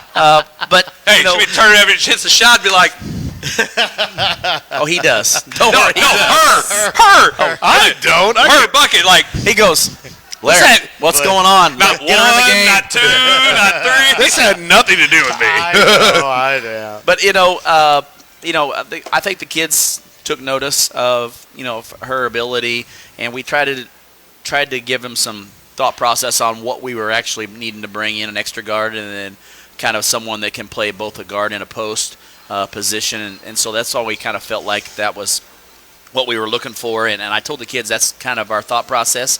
And I said, you guys need to evaluate it over the next. And I told them this 2 weeks ago. So I gave them some opportunities to take a look at some stuff and watch some practice time and see what they thought. Okay, so timeout. We got to have a pause here. All right. Pause. So he has shoot. 15 assistants. He doesn't do huddle. He doesn't do stats. He probably doesn't fill out his own book. He probably doesn't drive anywhere. Okay, and now the players are picking the seniors are picking the players. So what exactly does Blair do as a head coach? Should we call Amy on here or what? I'm just wondering. Hey, we should make it into like a show segment. Like, What? like all the people just comment. What stuff do you think Blair does? There'll be some good stuff. Name all the things that you think Blair actually does. You would love to hear that. I think inquiring minds want to know. I'm sure they do. Don't ask Amy Duncan; she'll tell you everything. See what the most popular answers are. It's so fun. I don't even. I'll tell you what I do. Dude, he even has, he even has someone that grabs the little chair for him. That's right. And oh my God. So what I go do is like tonight before I got here a little late. 3 in a row, bro. I go and support the kids that have played for me. They're playing at the next level. And While everyone else is scouting and went watching. and watched, Paige. Boar's still at home documenting stats and. No, and so I was able to go out tonight and watch her. And she had a fantastic night tonight up at Fontbonne. Blair's in charge of the big picture. And played really well. So that's kind of stuff that I like to, be a part of. I think it's important to go out and support the kids that, put the time and the work and the effort Ron in your Rhodes program. says Riley B. Blair, or D. Blair, Jr. wins. How many wins you got right now? Total? Yeah. In my career? No. Oh. This year. 14. 14. Hey, Ron, the boys have 15. I don't know.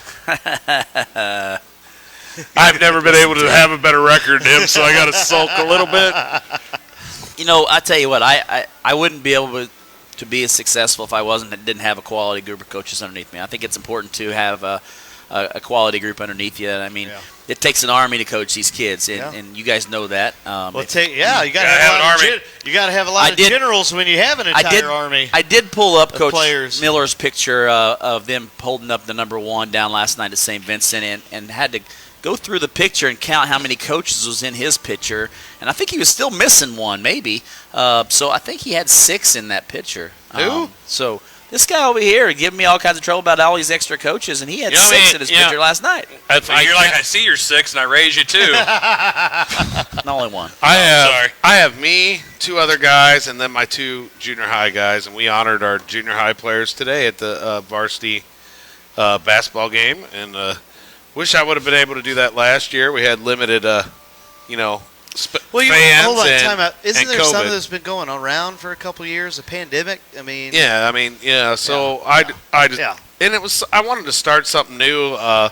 Get my junior high involved a little bit more. It's all about building the program. Yep, trying to get them. It was good to have all the junior high parents there and their kids, and we actually had a pretty packed gym tonight for the Bismarck game, and the boys did what they should do and won, and it was a fun night. I think that like you said, though, that when you look at, the big picture of coaching, it's really a tough thing to do, but with 1 or 2 of you to be successful, because there's so many different avenues and things that you got to do to be successful and keep a program going.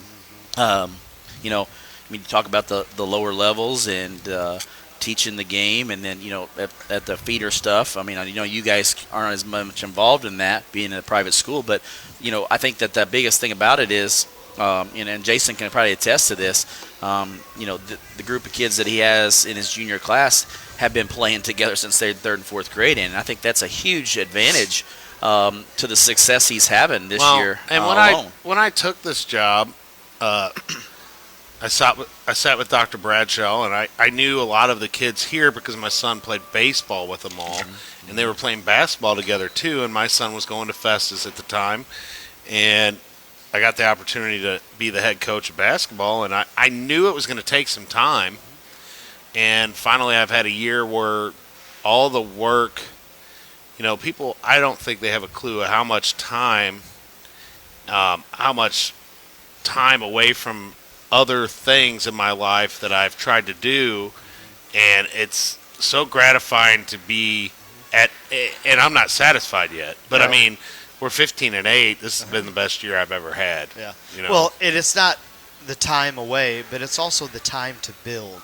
Okay, we get into this NFL stuff where it's 2 years and you're fired, or you get into college and maybe you might get 3, maybe a 4th year and you're gone. Basketball's probably less than that, because we live in this microwave generation where you got to have these daggone phones, and so it takes years to build.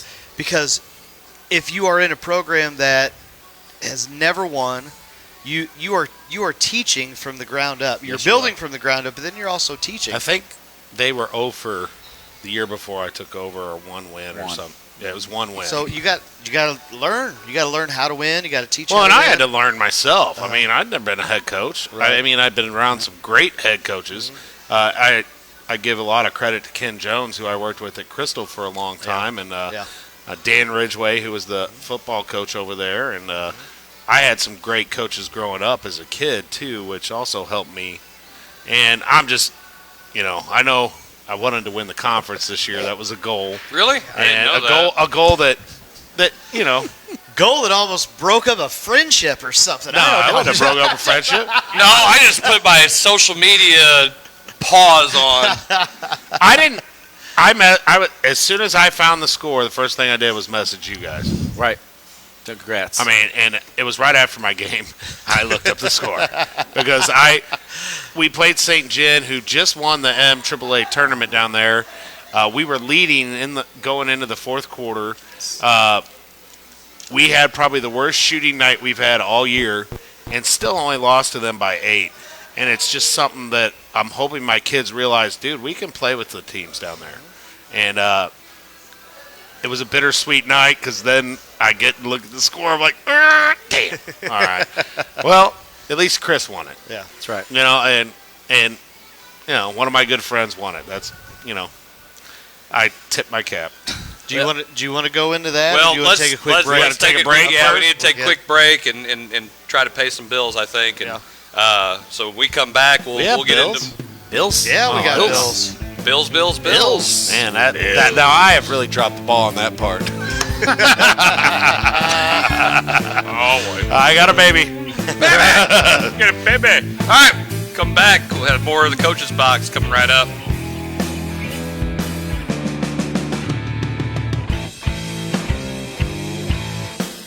Whether it's residential or commercial, Home by SMCI has the right products for you. Plasma Solutions will attack your bacteria, mold, viruses, and even help with dust in your house. They install easily in less than 45 minutes, and it's invaluable for the rest of your life. If you're interested in any of the products they offer, give Home by SMCI a call today at 636-337-4444 or email them at service@homebysmci.com. Wiley Agencies has 2 locations in Festus and Hillsboro to serve you. We offer home, auto, boat, motorcycle, business, life insurance, investments, and much more. We offer a customized approach unique to your situation to make sure you, your family, and assets are properly protected. We also offer great rates and savings. Give us a call today at 636-764-6294 for the Festus office, or 636-333-9433 9903 for the Hillsboro office to do an insurance review or just talk sports. If you don't have time to call, feel free to email Sean at SeanWiley@allstate.com. Are you worried about planning for your financial future? Turn to the expert with 29 years of experience and give Brian Waits a call today. Brian Waits at Waits Financial Services specializes in investments, life insurance, retirement plans, tax planning, and even 401k rollovers. For more information, or if you just want to get a quote, call Brian at 314-374-6713 or email him at bwaits@woodburyfinancial.net. Are you looking to buy or sell a home? If so, contact Stacy Miller at Berkshire Hathaway Home Services. Stacy works with first-time home buyers and even savvy sellers. She also specializes in working with investors, lenders, and title companies. Stacy will be there every step of the way. Contact her today at 314-606-1007 or visit stacyzmiller.com. No time to eat in? No problem. Don't feel like cooking? We'll do it for you. Need wings for your party? TJ's Bar and Grill has got you covered. TJ's is a local mom and pop establishment in Peevely, Missouri, known for their own homemade pizza sauce, barbecue sauce, and their famous TJ's wing sauce.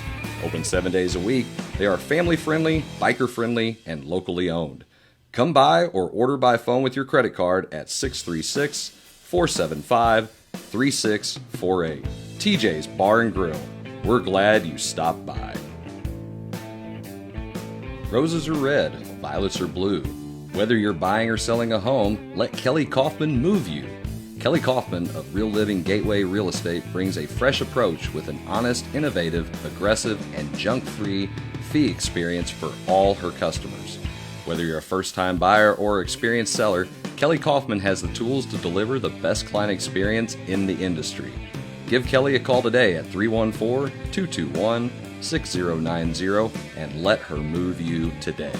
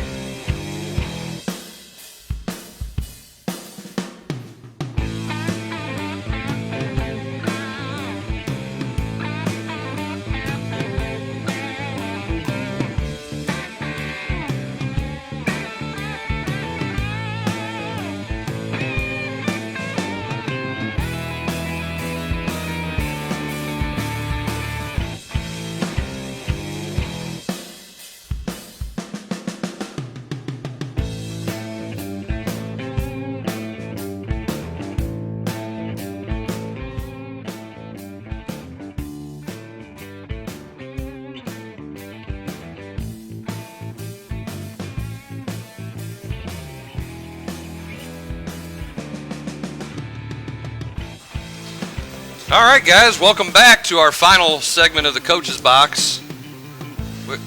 What happened to Blair? He's out on assignment. He's back. There he is. Well, where'd he go? Where'd he go?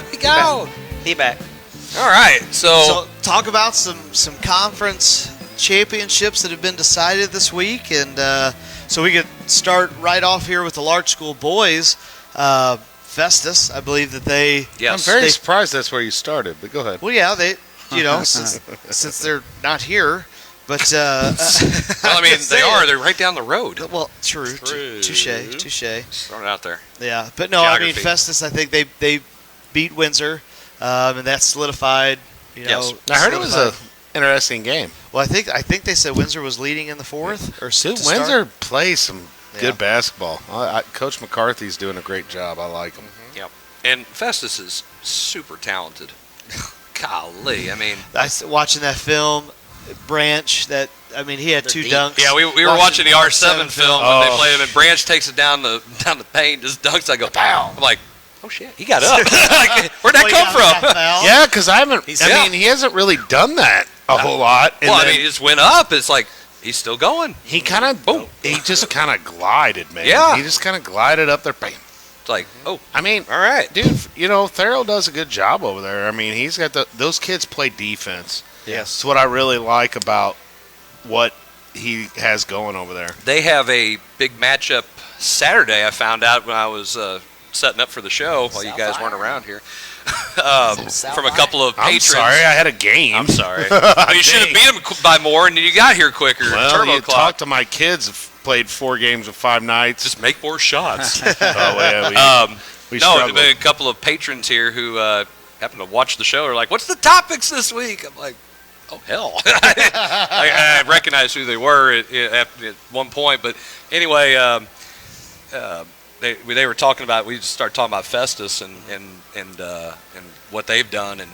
they were like, "Yeah, South Iron's going to be playing. They're going to play that game because it had been postponed because of the snow." Oh, they're playing South Iron. They are playing. Sweet. So it'll be a rematch of the Christmas tournament championship, and they're going down to South Iron and playing that game. So really tough place to play. Yeah, except unless you're Carnahan, who's in our district.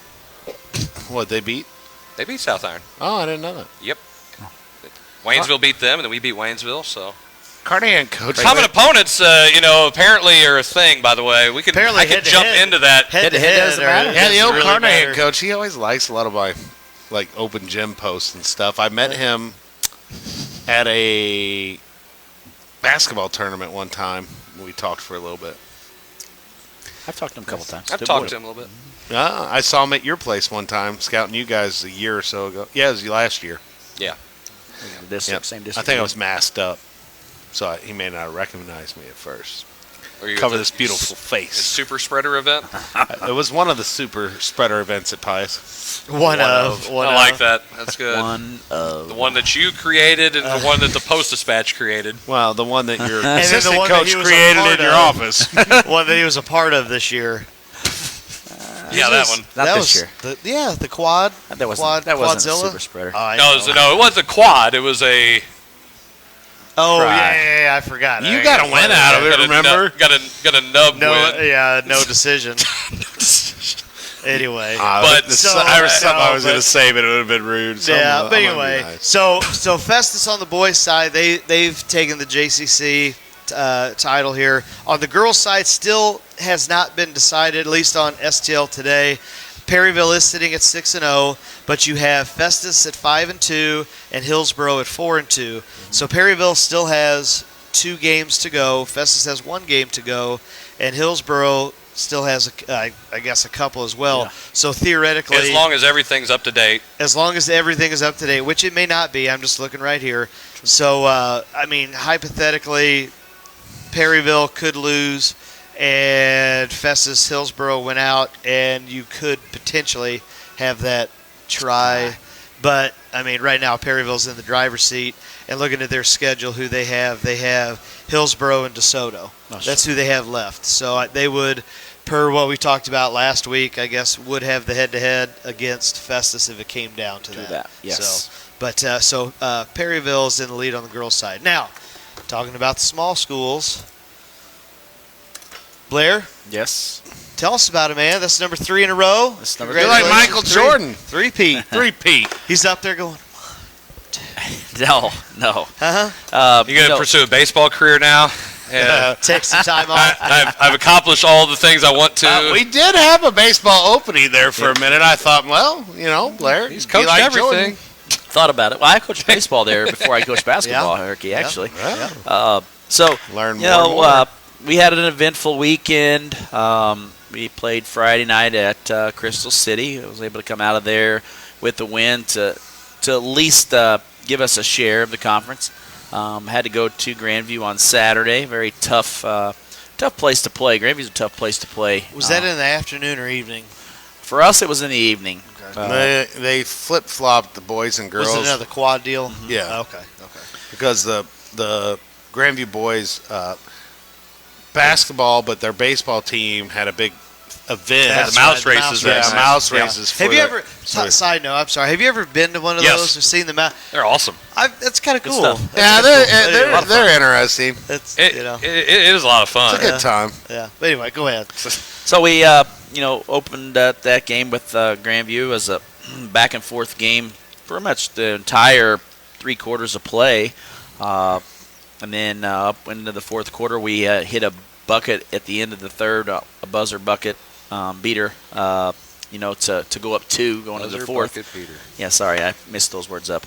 That's not my English language. That's Illinois. Malenglish. That's Illinois. Malenglish. That's my English. Malenglish. That's what they teach in Illinois. I think that's on a meme. That's it. Malenglish. My English. Next thing you know, Michael Jackson's playing. Okay, go ahead. And then the Black Cats decided to put on a defensive show out there in the fourth quarter and didn't allow Grandview to score a point in the fourth.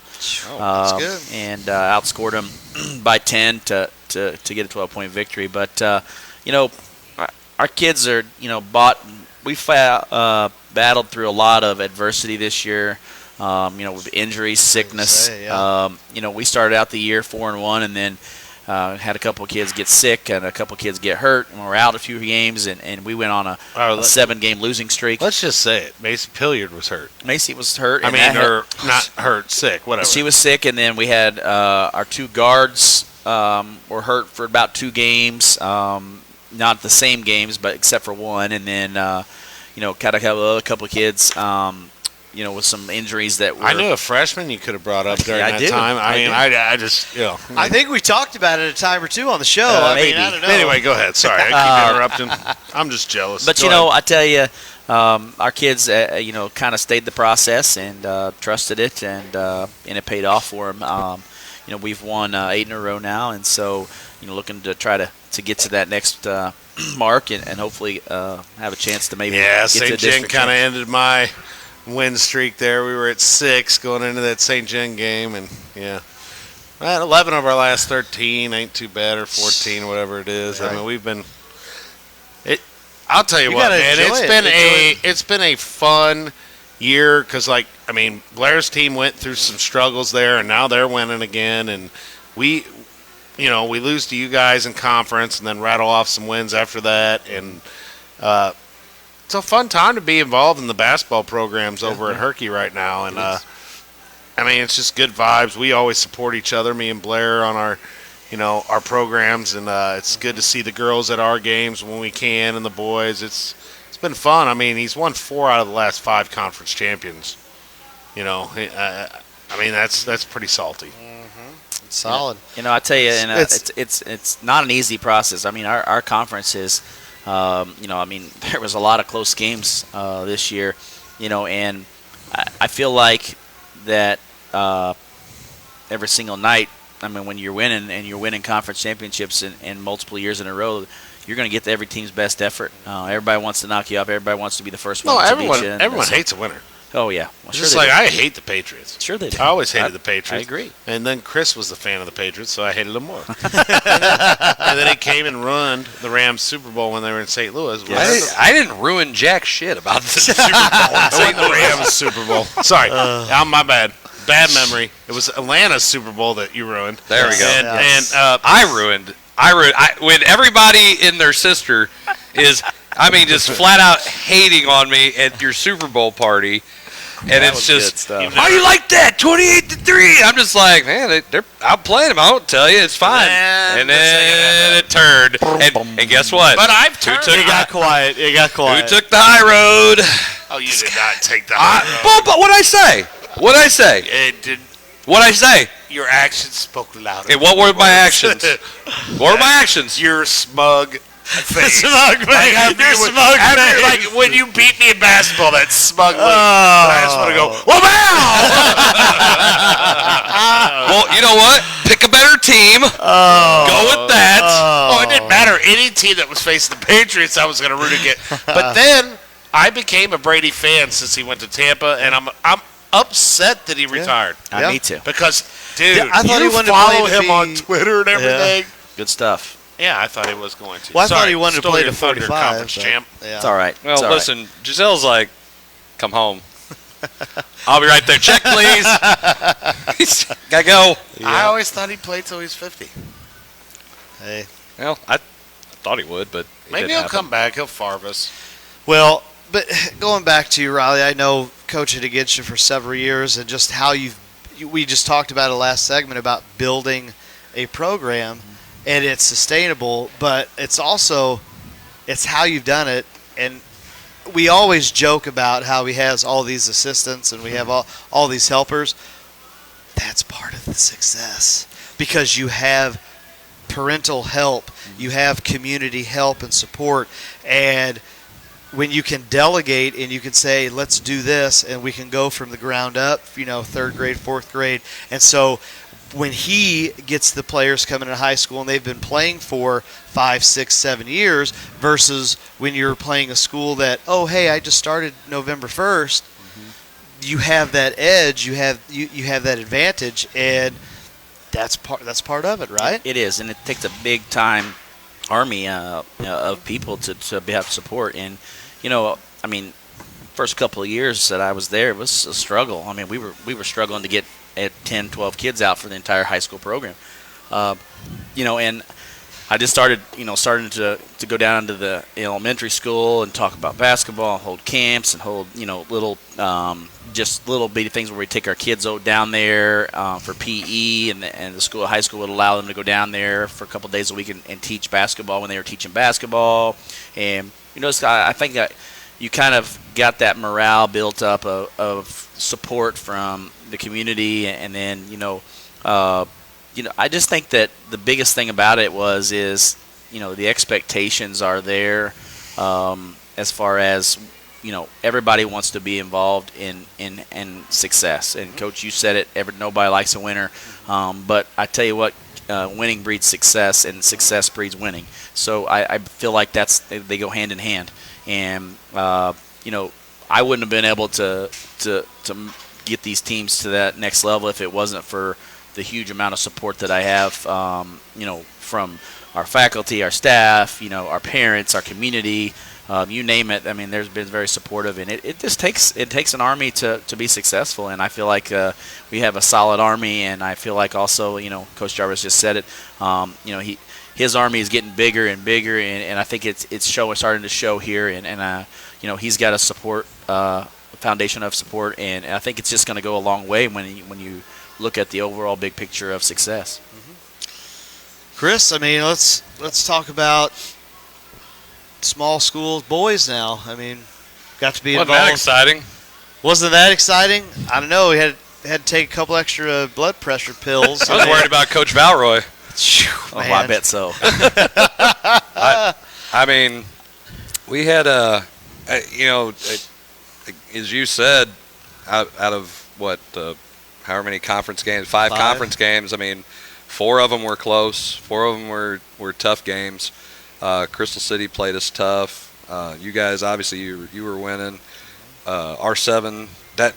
I'll tell you, those last 2.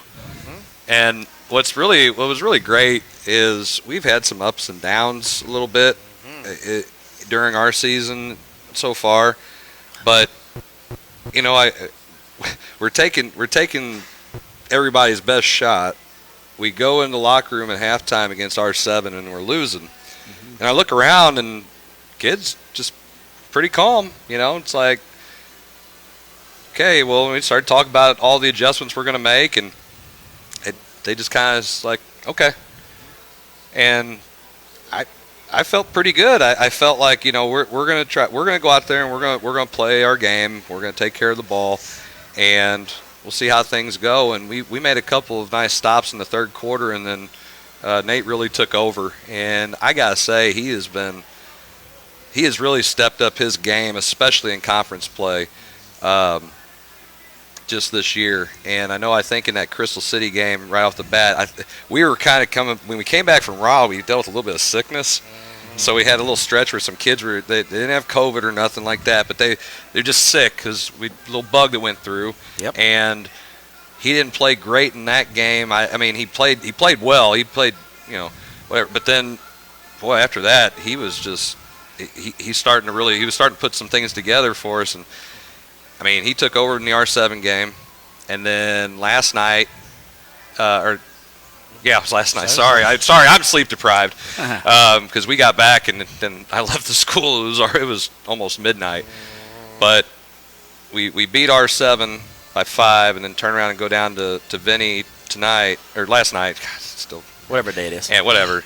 And we went in double overtime. Nate has 20 and 10, and if anybody doesn't know that watches our show, St. Vincent's still a tough place to play. No matter what. The gym it's just, by the way, Coach Valroy, I know you're watching. That scoreboard thing that you did when we came in That's was pretty great. good. That's pretty good. And I wish I had a picture of it. But walking in, the score clock was on with 8 minutes on the clock, first period, 15 points for the home team, 0 for the away team, and 10 fouls for the away team and 0 fouls for the home team. Because I mean, that's how you feel when you go to St. Vincent. as I have described in the past. Past what, 95 episodes? I'm looking at this blueprint of yours, right? Of this year for you. And I'm looking at what I have coming back for next year. And I have to play at St. Vincent next year. And I'm thinking,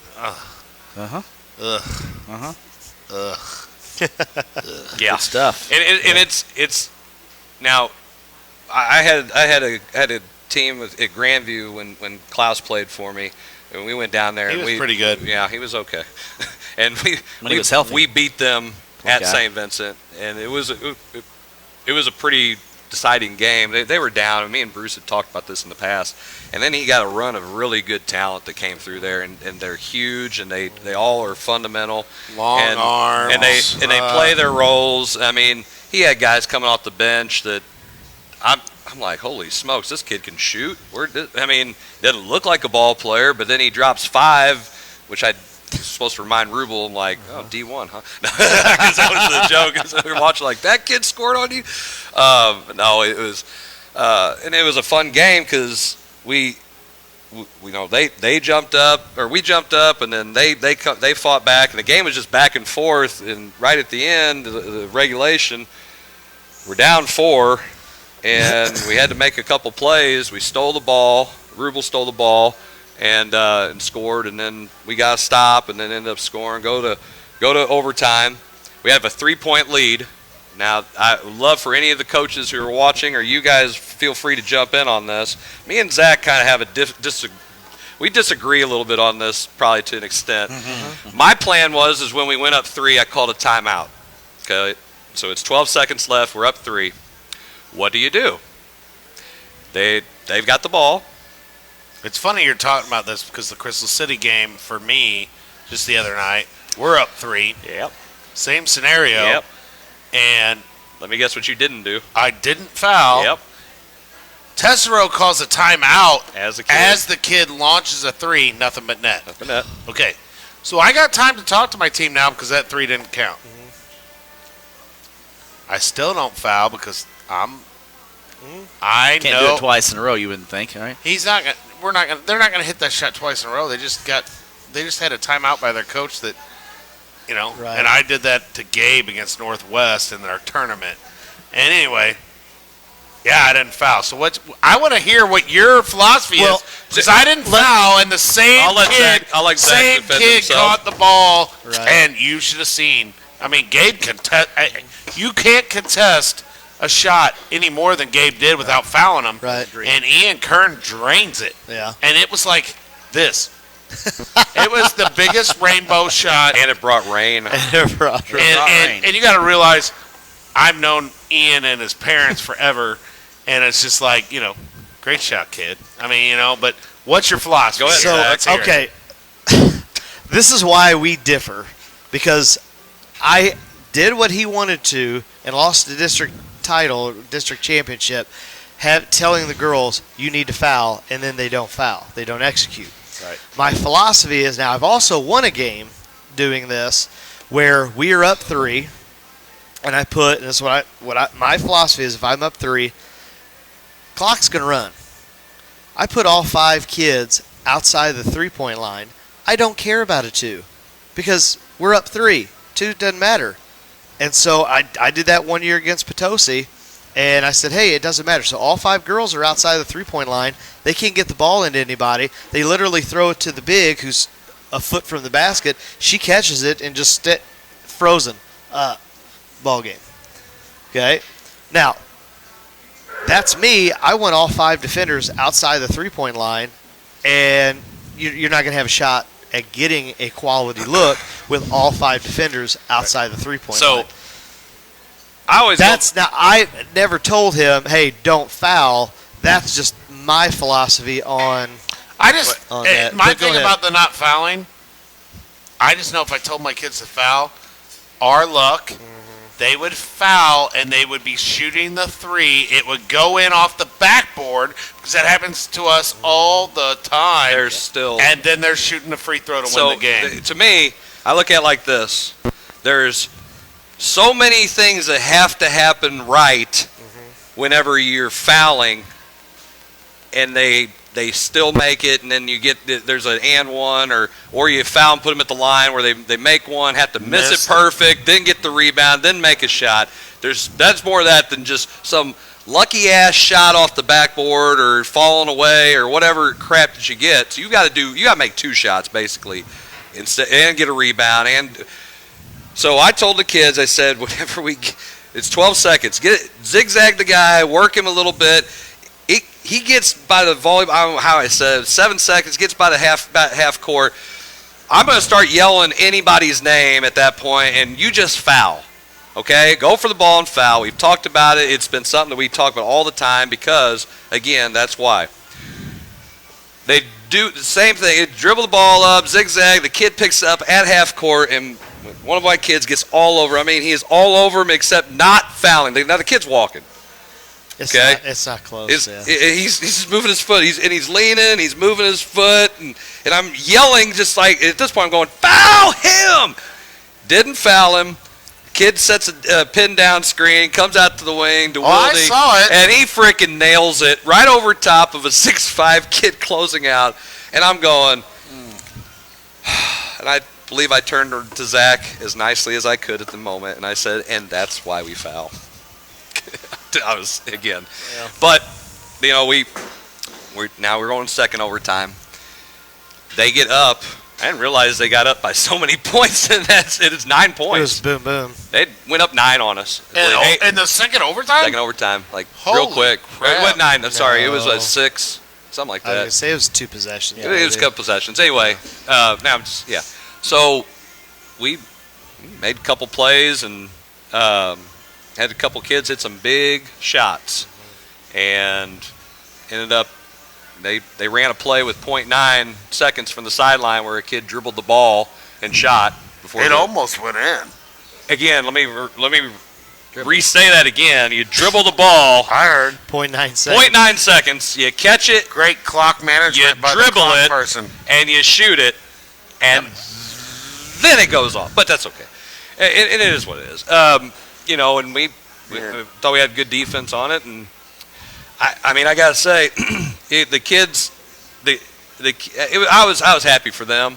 I don't like to look at personal accolades really at all. Coach thinks I had too much coach speak. I always take the losses are mine, and the kids get the wins. And I was happy for them because everybody, I mean, for probably the obvious reason being the only private school in the county, everybody's going to give us their best shot, and that's okay. I enjoy the competition. I enjoy coaching against you guys, whether anybody beats us or not. Bruce was a great sport. He always is, even if it's tongue-in-cheek about officials with him. Sean, great. I mean, everybody, all the coaches. It's a fun year either way when you get along with those guys and you and everybody else. And I'm not gonna lie, I felt pretty good about beating Bruce twice and Portuguese twice. I mean, they've done it to me quite a few times, so it was nice. Yeah, and going down there and doing it there, and it was the last conference game because we were supposed to play them, and we had a blizzard that dropped on us, so that game got pushed and flipped back. So we got a chance to play those games and in that order. So it set up nice. It was, and like I said, it's great for them. personally, it's the first conference championship any of my teams in 16 years of coaching, however many of head coaching, have ever won.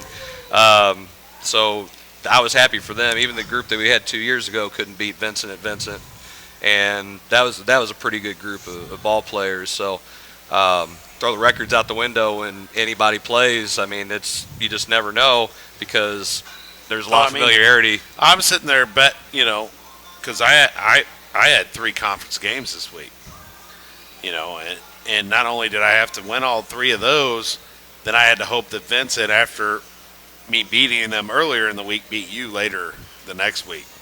And so, because we can't have co-champions, Zach, by the way, it has to be try. So I'm going into Crystal going, these guys are gonna, and they did. I mean, they gave us a fight of our lives, and we come out of there with the win. So, then I go to Grandview, and, Chase Wilson can go for 40 at any point. You don't know what's ever going to happen playing them. And it's just like any conference game. And I will say it was so much fun to have, even losing to Pius, it was so much fun to have fans back and the atmosphere back for those kids. And, there's nothing better than I'm sorry. I mean, I know a lot of people don't like 4-game nights, blah, blah, blah. There's nothing better than a 4-game night. Friday night, 4-game nights. I mean, they're awesome. I know it's a long night, starting at 4 o'clock, and it's probably rough for officials and all of that, just getting to the games. But and so for me, going from the girls' side to the boys' side, and going from a head coach for so many years, now being an assistant, and us getting a chance to work together again from our Grandview days. I mean, it was fun, and just like you said, you talk about that environment.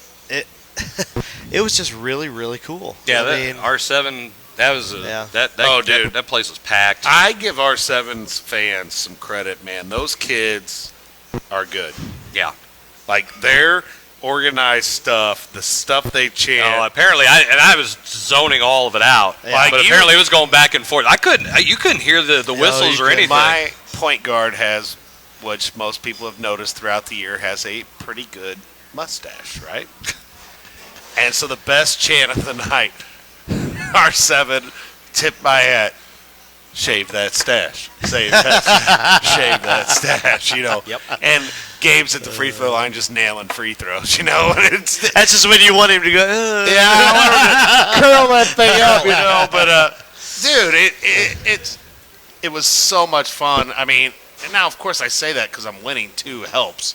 But, I mean, even losing to you guys, it was still a fun night, It definitely neat to be a part of, and I appreciate Chris giving me the opportunity to do that and be on his staff, and I mean that's we always want to help the kids, and that's why we get into coaching. Yes. But for the selfishness, we still want to compete. Yes. And we still love sports.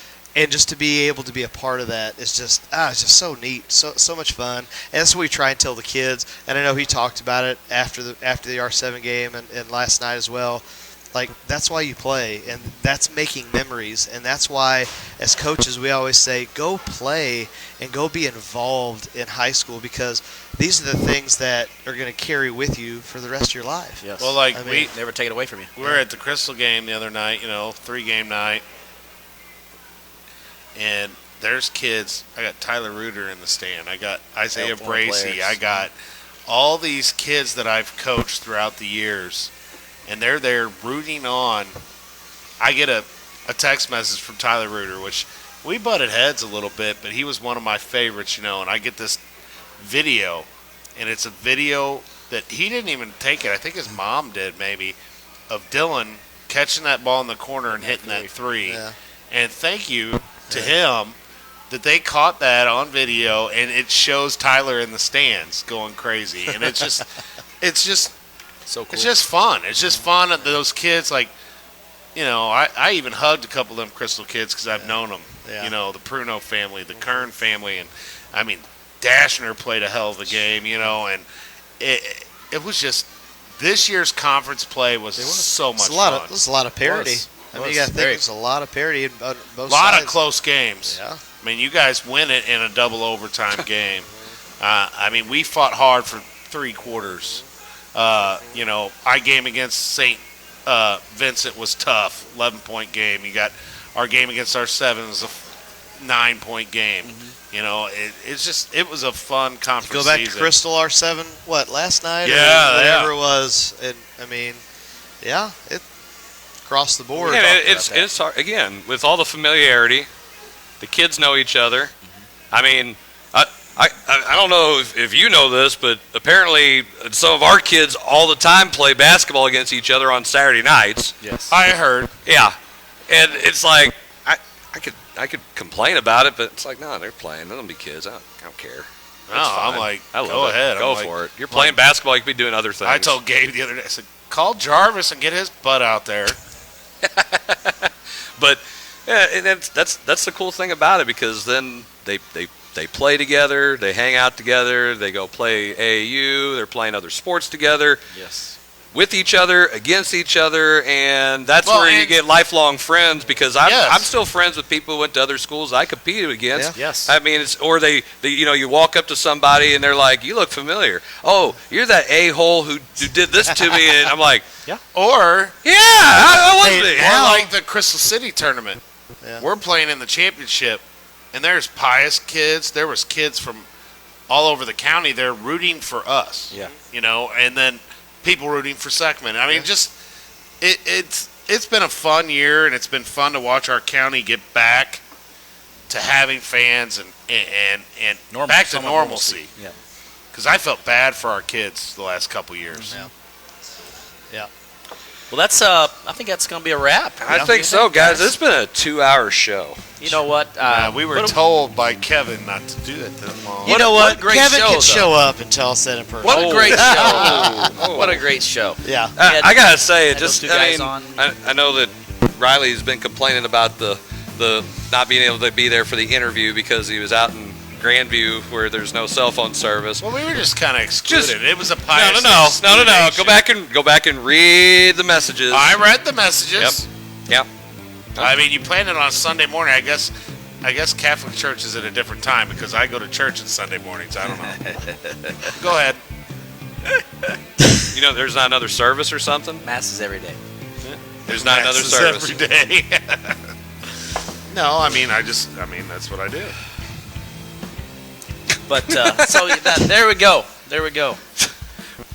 Where were you going with that, Chris? I was wondering that, but I'm just going to let it go. Yeah, you said just talk about it. This is a great show. Go ahead. Yes. Go ahead. I mean, of course it was a great show. It's the coach's box. Yeah, It's true. I mean, but you know, we had those two guys on, had that interview, and what a fantastic interview they had, and you know, to tell us a little bit about them and what their future holds as far as what their It's kind of neat.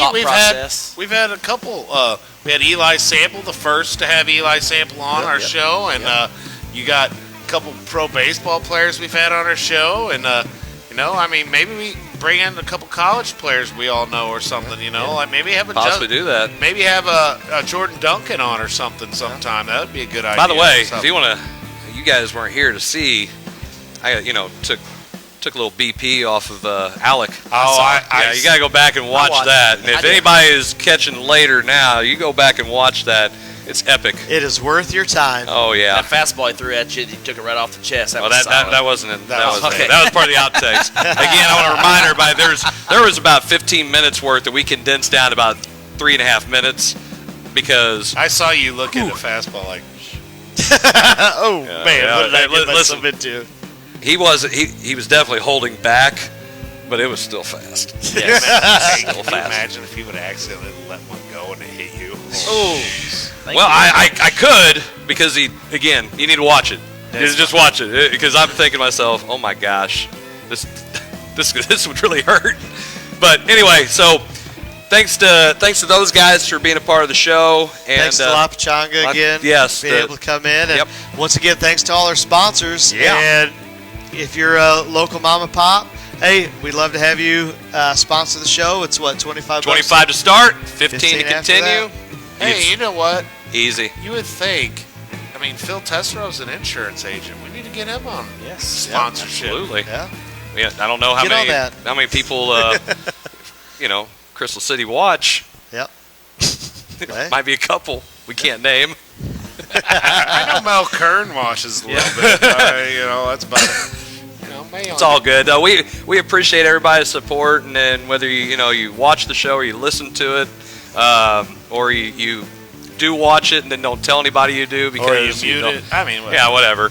As long as it's on. Yeah, just and again, we want to try to help all the mom and pop places around here, especially with all the inflation stuff going on, and everybody needs to pitch in and help each other, and that's what we're trying to do. And so guys, next 2 weeks shows are going to be kind of a little different, just because everybody's getting ready to play a postseason. So there may be some postseason time to where we have to move around days, not on our normal typical Wednesday night as it was tonight. Yep, I was going to say, yeah. I was say tonight's not Wednesday. Yeah, but I know that next week and the following week will be pretty hectic for probably any of us. Yeah. So we'll let you guys know as everybody's schedule comes out, because it's obviously the district seating for our schedule's set for next week, so we're waiting for what you guys district seats. Oh, and well, you guys are the fall. Yeah, well, we'll get out there, because we obviously have not communicated much on this part of it, but we'll let everybody know.